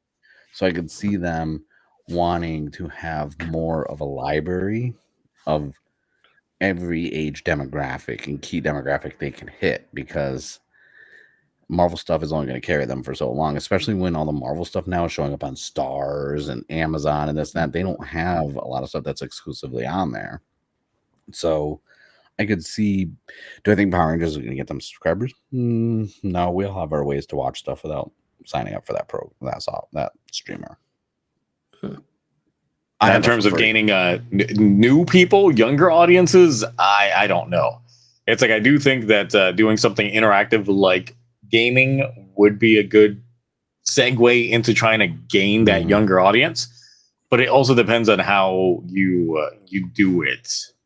And the thing is, it's like, I would hate to say have Power Rangers go the Teen Titans Go route, but given the deaf tone that a lot of kids really just vibe with, because the meme culture has taken over too much. It's too far. Yeah. Like our generation created it, and now we have to live with the consequences of how ingrained memes have gone. I still remember when people didn't even know how to say the word meme, and they were like memes or memes. Yeah, all that stuff. Like, I still remember those days of the internet. Each meme last had a life cycle of like 6 to 8 months before another, and there would be at most 2 memes at a time. Exactly. Now it's like every day I got new ones, and now there's just photo memes with no words, and I'm like, meme of the month. There's no words, but I get it. Yep. John Cena has like 8 memes in the last week, no words involved to him. I'm like, I get these. Yep. These are I get it. So, like, get ready for Power Rangers Brain Rot Edition. That's probably going to be the one to capture those kids. Is going to be Brain Rot. Yeah. Also, I want to, because like, as someone who's like 39 and was, 6 or 7 Power Rangers came out, there's only like a 2 or 3 year more window left on the nostalgia of MMPR. And I think like the early 90s nostalgia, all that stuff is like the 1992 to like 1996, anything from that time frame, the nostalgia of all that stuff, that nostalgia is going to wear off in the next couple of years. If they do keep the franchise dead, then yes, because you gotta like keep it out of the lexicon. Out of the thing is, there's going to be other personalities on social media that want to keep it into the lexicon, that kind of shit. No, just completely go cold turkey. Nothing said, nothing done for a little bit, so that way when you start, it does feel refreshing. That's why I keep saying, like, they're doing the reignition toys and that, but give us nothing else for 2 or 3 years,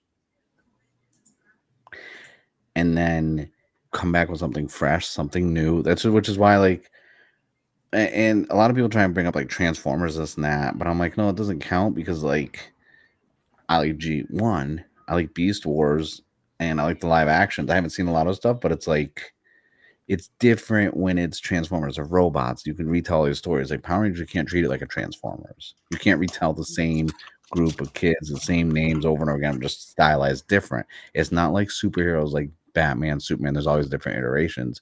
But I was like, at the same time, in the comic books, like, people forget for the longest time, like, Barry Allen was dead as Green Arrow, or as the Flash. Even Oliver Queen was Wally West. Yeah, Hal Jordan. And all these other like my generation, we grew up with Wally West, John Stewart as like, well, because we had Justice League and Justice League Unlimited being on Cartoon Network, so that kind of shit. So as long as you didn't say Guy Gardner, fuck that guy.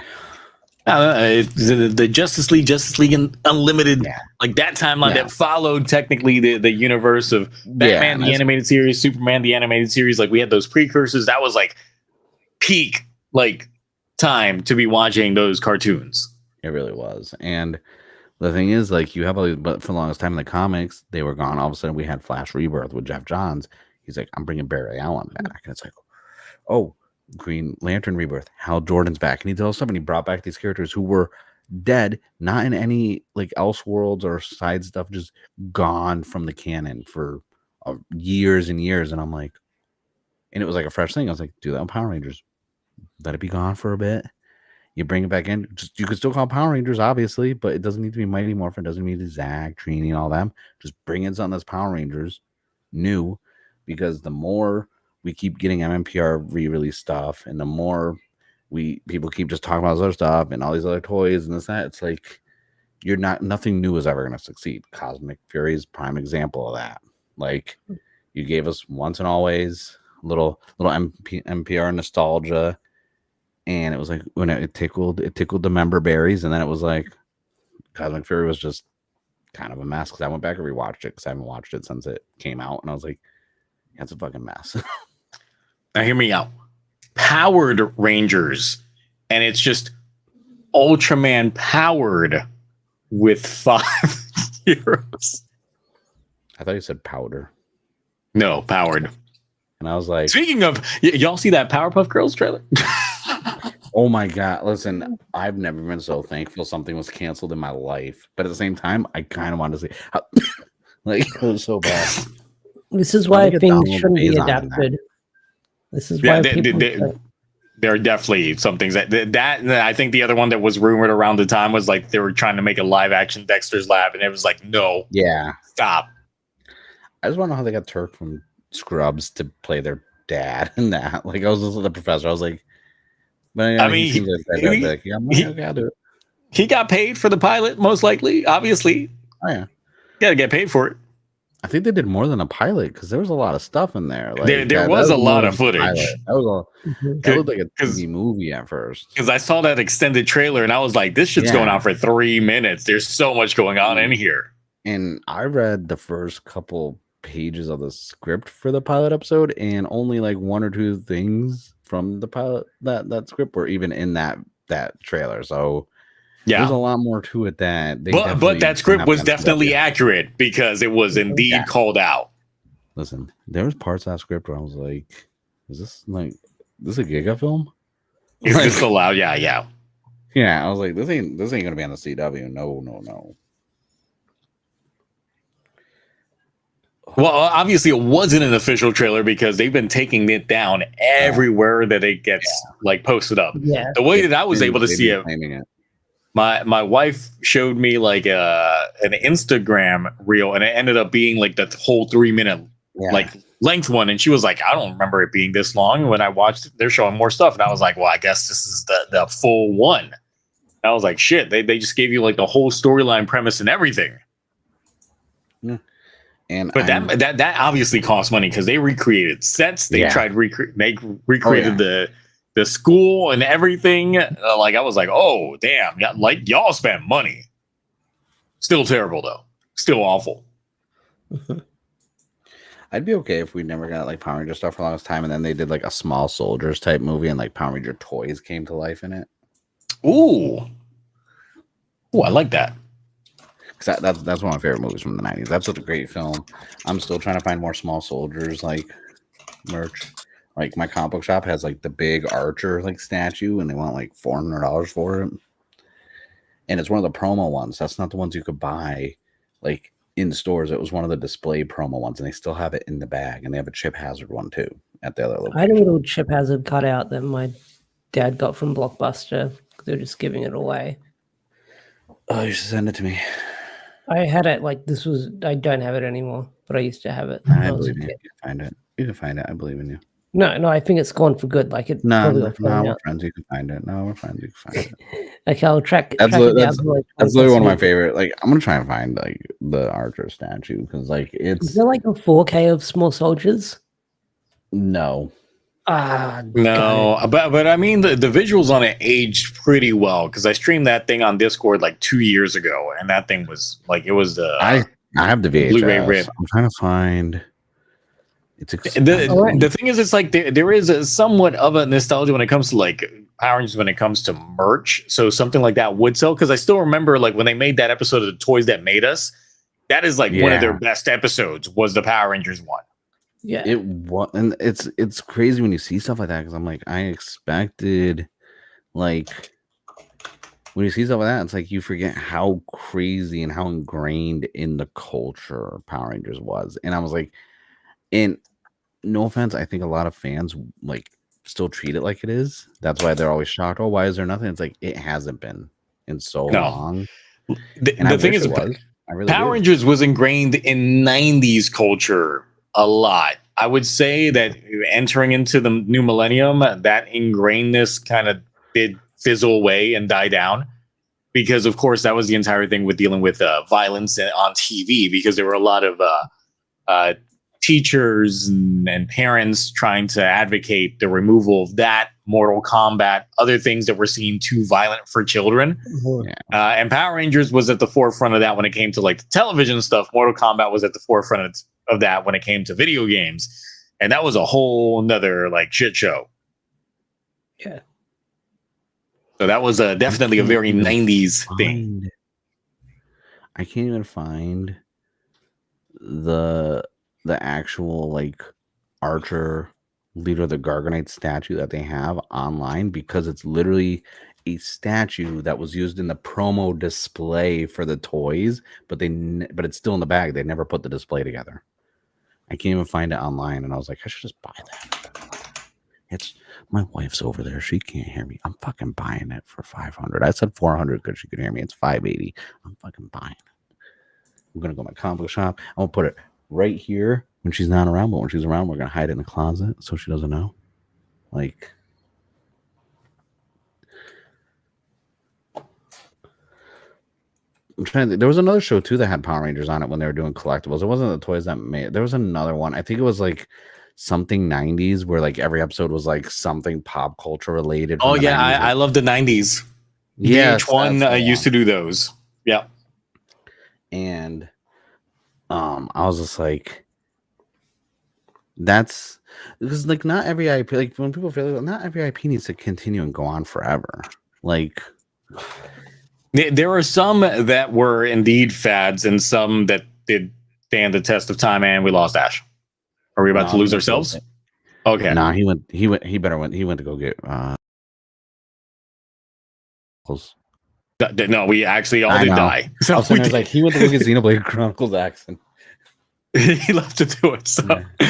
He's like, screw the bus. I'm taking an Uber. I'm gonna go get me some Xenoblade Chronicles. It's like, damn, lost my train of thought on what I was trying to say here. Fads. Watched IPs, fads that didn't last long, and this. Yeah, because it's like I still remember the days when Pokemon was apparently a fad.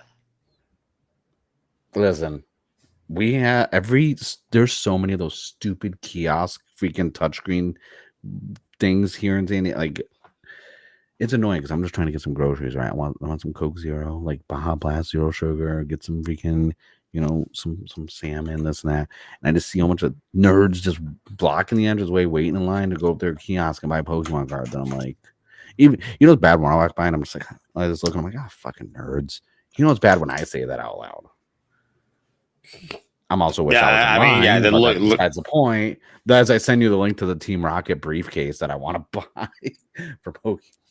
It's like, Pokemon's one of those things that everyone deemed it as a fad, like the next Cabbage Patch Kids, that kind of shit. Even South Park parodied it as being like a fad. And then look at it now, like almost 30 years strong. Mm-hmm.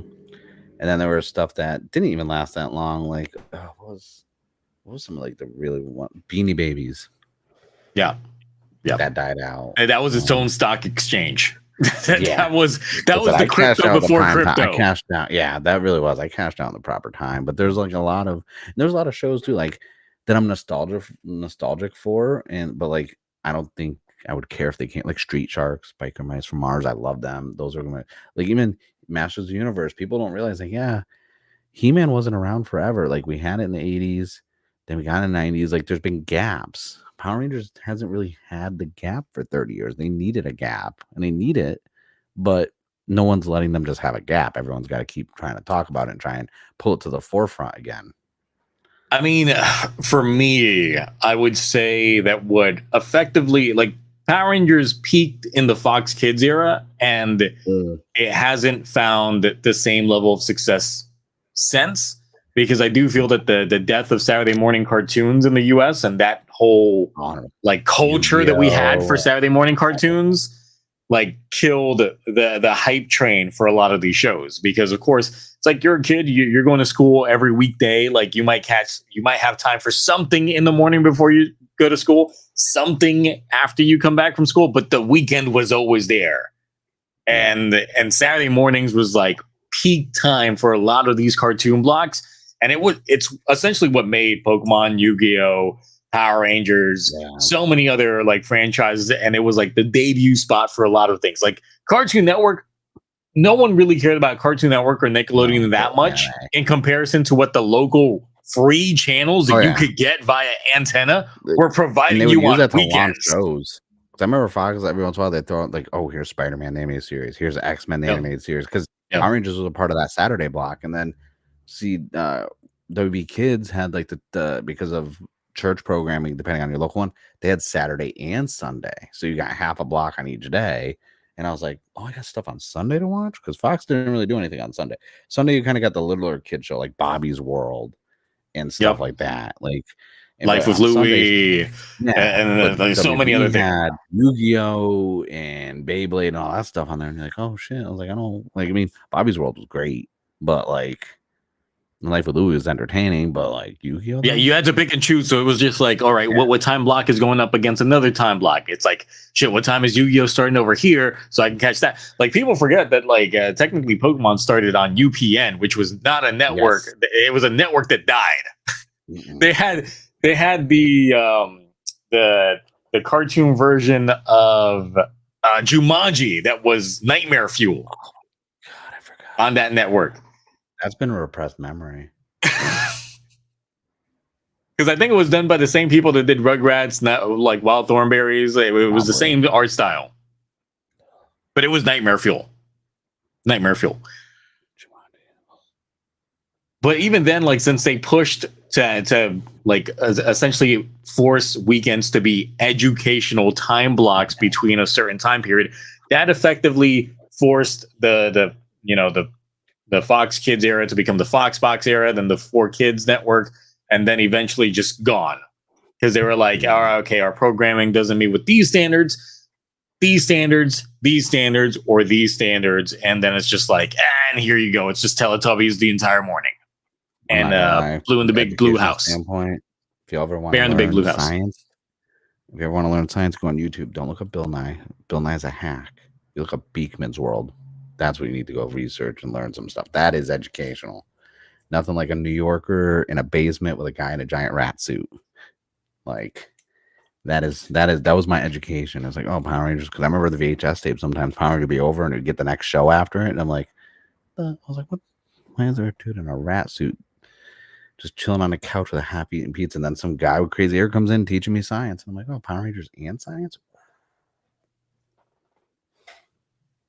So I think that's part of the reason why people still gravitate towards MMPR, was because that was like the face of Fox Kids for like a good 3 years. They built their Saturday around it. Like if shows were doing bad or they wanted to launch a new show, they were like, it was either right on before or right after Power Rangers. Like okay, we got this, because for a while they would keep like Spider-Man and X-Men were like together, and this and that stuff, and then like they were like, oh well, this new show might like, let's put it right after Power Rangers. Let's see the retention rate. Not only that, but they ran it in syndication along with Gargoyles, Batman the Animated Series on weekdays. So as soon as you got home from school, like it was there. It was Power Rangers. You had like peak animated shows afterwards as well. It was great. We're probably gonna have the NECA display soon of the stuff, because anytime we're at Target and that, me and my wife look at the gargoyle figures, because the detail on those are so damn good, and I'm like, or are they the McFarlane? I think they're the NECA or McFarlane Toys that does those, and I'm just looking at them like, these are good. We even have like the Gargoyles board game where you got to build the city towers and this and that, and I was like, so I'm kind of upset that we're possibly getting a Disney live action Gargoyles in the work. I hope it's not, because like rewatching that show, I don't know how I watched that as a kid. That is not a kid's show. No, it's not. It's definitely not. How much it dealt with death and depression and self-doubt. I was like, I'm sitting there like, oh, the gargoyles come alive, and that little one with the weird ears and that's kind of orange is funny. And then I'm watching this and I'm like, what is this depressing hellscape of a show? Like, who let me watch this? Oh, it was good. It was good. And yeah, CW was the last one running the Saturday morning kids entertainment because they were essentially Kids WB. The WB network merged with essentially bought the UPN network, and they ended up becoming the CW from that merger.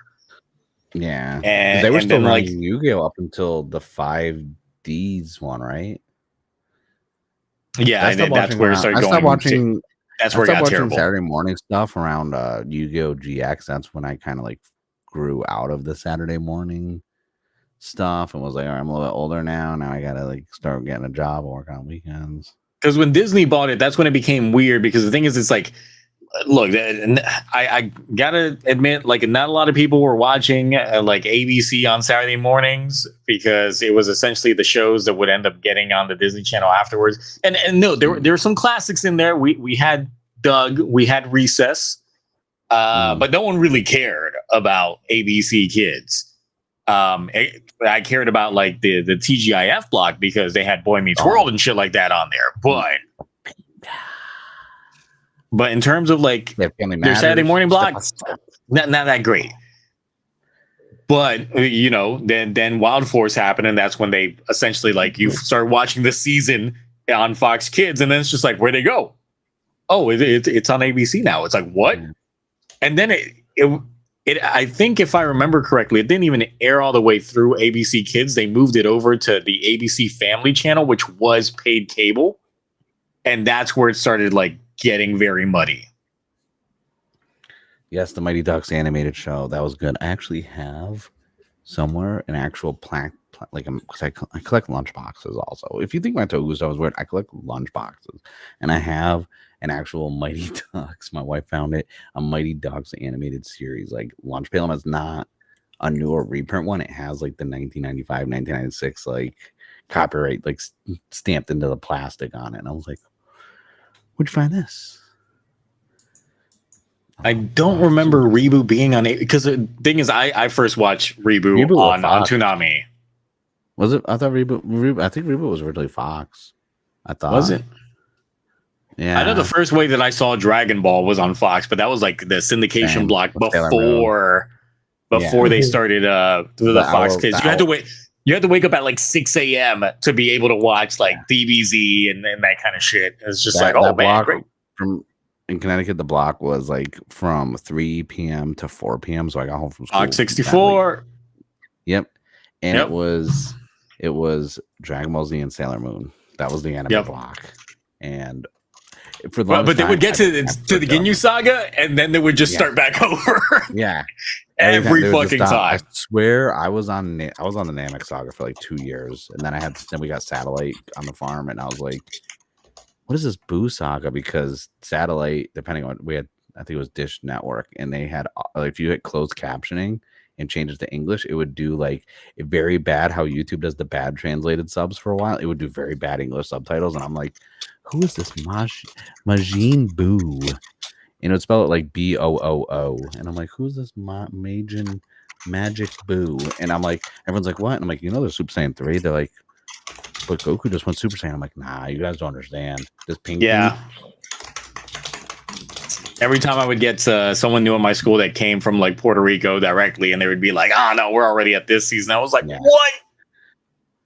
And yes, Ronin Warriors is so good. That and Saint Seiya were like, I was stuck for the armor in those shows. Well, I have Ronin Warrior figures still somewhere in my collection. I never broke my toys as a kid, and I had to save everything because I'm a hoarder. So yeah, I would say that once again, going back to the original topic, the makeup of Power Rangers that did, I feel, peak with its original run on regular free television in the US, which was over on Fox, when you could just use a regular ass antenna to get them. But then when they got bought out by Disney and then shifted over to being on the paid networks, that's where we started getting some waning on there. That and the lack of communication on the change of networks, and then the change of networks again, and then the change of networks again, and time blocks. Like, it's like, bro. And it's also one of the things too. It's like I said, like we just listed all these shows. They ran their course, but half those shows, if they pop back today with like not even a reboot or reimagining, just like if it was just the IP standpoint, I'd be like, I remember that, man. I haven't seen that in like 20 years. Let me check this out. Oh, this is great. But it's one of those things where it's like every year almost for 30 years, Power Rangers. And eventually you start to get that whole, not even, I hate when people say burnt out. Like when people are like, oh, it's superhero fatigue. There is no fatigue. It's just after a while you realize you're tired of the formula. Like, yeah. Not even the formula. It's like, okay, do they even care about this, or is this another cash grab? Yeah. You know? And obviously the last couple of years haven't been a cash grab because they haven't released toys for those shows. So then I'm just like, well, because Hasbro has basically all the toy IPs that have shows, and it's like, well, if you're not releasing toys for the IP, what are you gaining out of keep? Like, I don't get it sometimes. Well, once again, I think the biggest pain point that some people have stressed, at least from what I've seen in different circles, is that is it happening again, or did he leave again? Yeah, let's find out. Said BBL, and I'm like, what, you got a Brazilian baller? Like, what's going on? You got a BBL? Is that why you're not? Oh, he did say BBL. I was like, big booty. Oh, be back later. What's going on? Oh no, we're I'm sorry. There's no way we are continuing the stream much longer. We can only keep talking about Power Rangers for so long. We are stretching it as much as we can, but I think 2 hours is like long enough. We were DMing each other. We're like, listen, there's nothing going on. 1 hour. Yeah. Then we're jumping back into the game. Like, and it's like, I'm looking at the time. I'm like, man, 2 hours. Like, I'm not gonna lie, we're really good. Like, I got more grinding to do on Xenoblade. I'm trying to get my skill tonight. I'm probably not. Yeah. Because I'm going to be exploring some more. Yeah, but it's one of the. It's just at the end of the day, like, I know a lot of people get mad, especially on social media, when I'm literally like, let the IP just breathe for a bit. Like, I don't like find like, I'm sorry, like, you know what? Go watch Super Sentai. Go watch Kamen Rider. Go watch Ultraman. There's a lot of toku out there. Go watch anime. Go watch another show. Like, there's more out there than Power Rangers. Like, why are you so diehard for an IP? Or watch the other Saban live action property. Yeah. Go watch Teenage Mutant Ninja Turtles: The Next Mutation. Go watch it. Go watch it. Don't go watch it. Go watch it. Don't go watch it. Like, if you love their crossover with Power Rangers in space, then you'll love the show. No, Jam Cal X, watch Digimon. Yes, go watch Digimon, okay? And then get yourself some Digivices. This is my original OG one from 6th grade.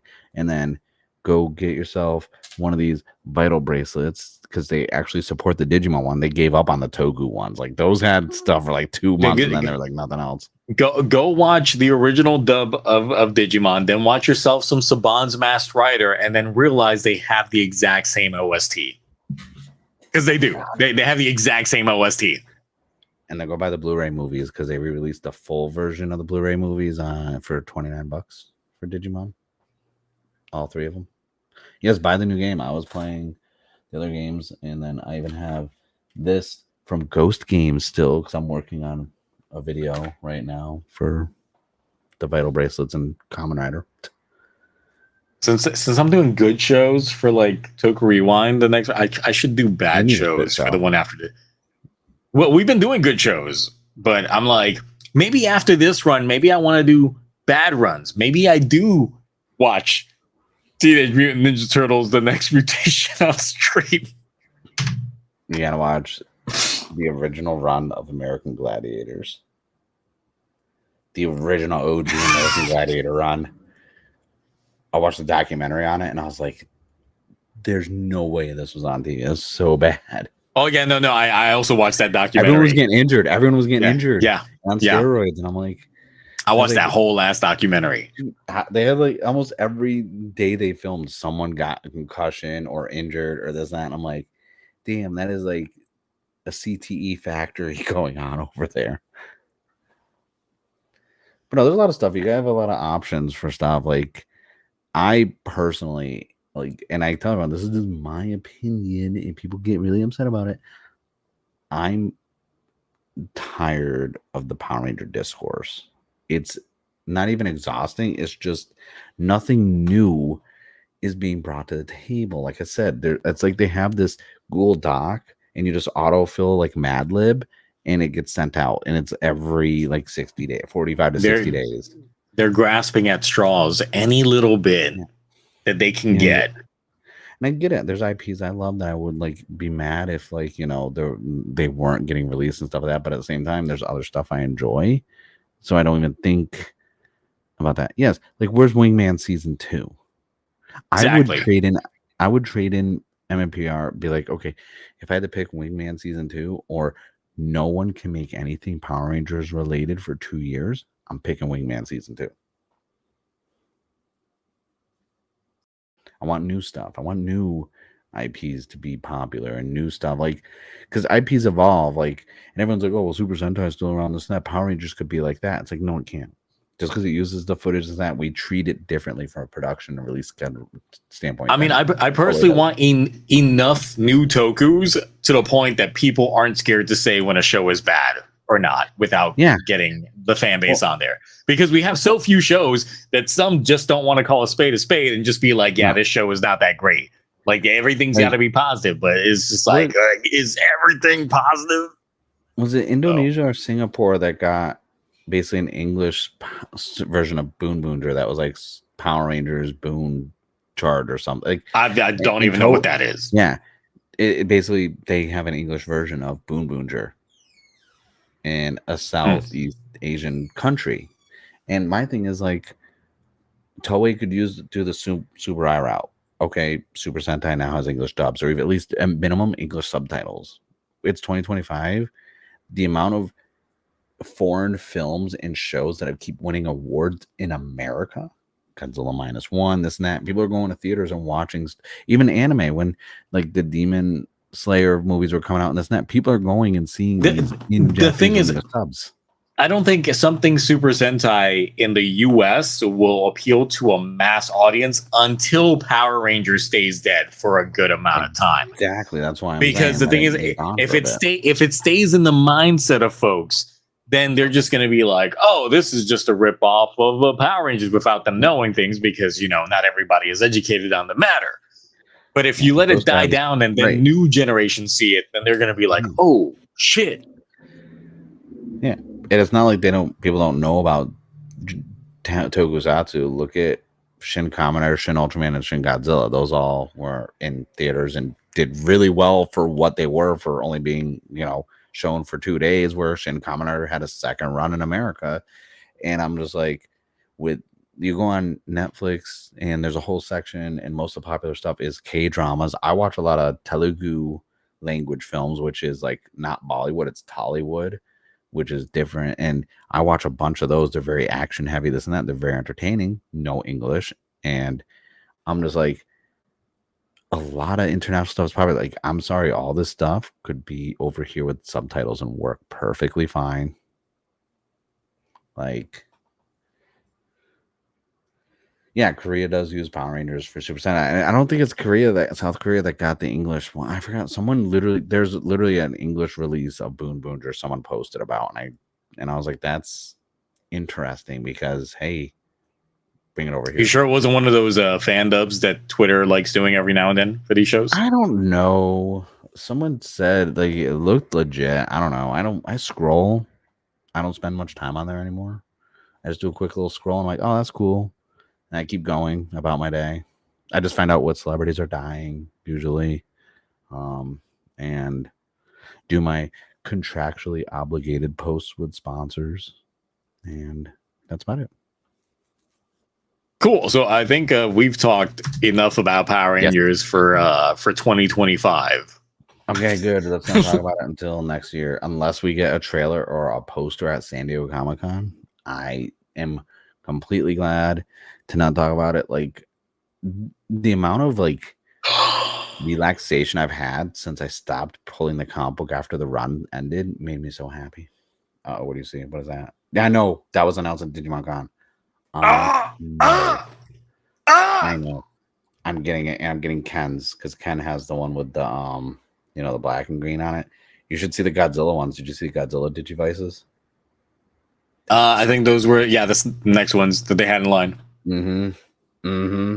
Yeah, you put that on stream. You show everyone those delicious Digivite. We should do a Digimon stream. Look at that. I'm getting the white one. I might get both, but I'm definitely getting the white one because that looks full color, sound, everything. Like those are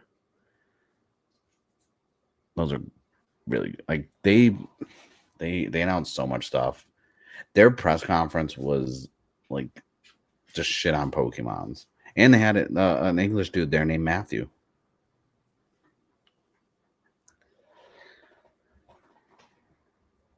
All right, cool. Well, I'm gonna spend some money right after this stream is over. So should. I did last night, so I know what you're doing. But yeah, I think game too. We've padded out enough of kind of a somewhat newsy week a little bit with the lack of the actual shows. But look, we got Xenoblade to play. If y'all haven't not gotten Xenoblade Chronicles X yet, y'all need to. It's gonna be a time sink on the exploration. Animal Crossing Switch. My color balance is still off on my camera. I don't know why. I gotta fix it. Ever since the Windows updates and all the crashing. But yeah, I'm sink some more time into that. Hopefully, with no salesman knocking at my door trying to sell me on shit for like a good hour, like it's a timeshare or some shit. You can beat the crap out of them. It's 8 o'clock. Had that earlier. Oh yeah, no, not this time, but maybe tomorrow. And I'm like, no. I've already typed up like 90% of the Goes User video. I already know everything I'm gonna do except for what the next episode's gonna be. I was gonna try and release the video early, but then I got my hands on this game and I was like, I got a planet to explore again after 10 years. I haven't even done my video. I'm doing a video of like episode 3, 4, and 5 as one next week, just because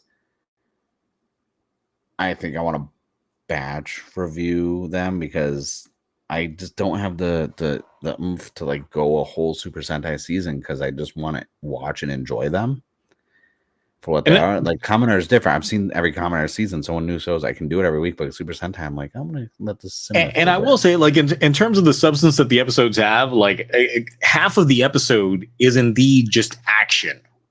Yeah. So even then, it's like the storytelling. They give you some nuggets here and there, but even then, like I was like, man, I managed to recap everything in like less than each episode in like 3 sentences without like really missing too much of the beat that they were trying to tell on here. All with a proper introduction to the next persona that's gonna debut in the review. So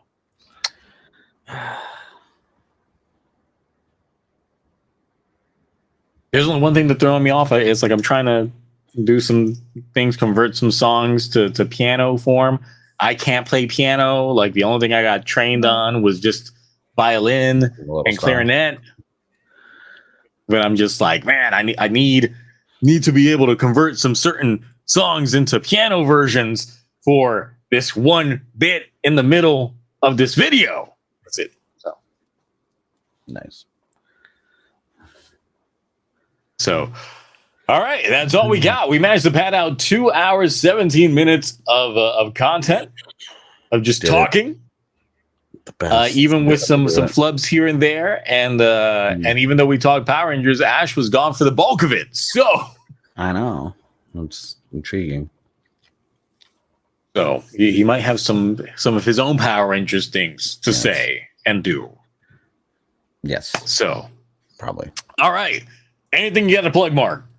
Yeah. So we got finally the Yudo announcement for Goes User. I did a video on that. A lot of candy toy stuff. We haven't had a lot of releases. Next month is going to be crazy for releases because the Tiga Sword and all that stuff's going to be released, as well as Gavu's next set. I got to Goes User review coming up next week. I'm actually, like I hinted at, I'm actually working on a like what went wrong Vital bracelet video for Kamen Rider and like Ultraman, because Digimon still has the releases, but it's like there's been so much gimmicky stuff that they've tried to do and it hasn't worked. So I'm gonna start going through like random like Toku related toys and stuff that just never worked. So I'm gonna go over that, and that's really I'm gonna play played Chronicles X, like, so I'm not gonna work on a lot of content because I'd rather play that game. honestly. I'd rather play Xenoblade Chronicles X than edit videos and work on content. It is indeed a fun time sink, and it's probably one of the best visually looking Switch games you will Even handheld, ever. even handheld, it looks. It runs nice. Like God, like Xenoblade 2 is still the ugliest looking game on the thing. So I've got a regular Switch, but I'm playing it on my my 4K 75-inch, and I'm just like with the Dolby Atmos. Like you get the Dolby light I told you about. I did not.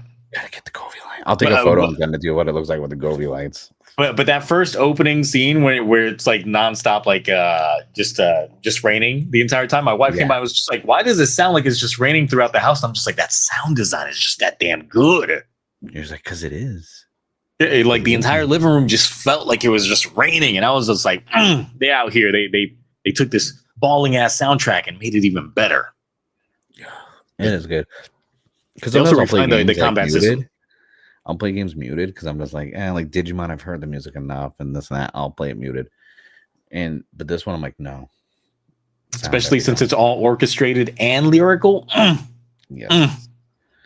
It's good stuff. So Wano does some good work. Yeah, so go buy that game.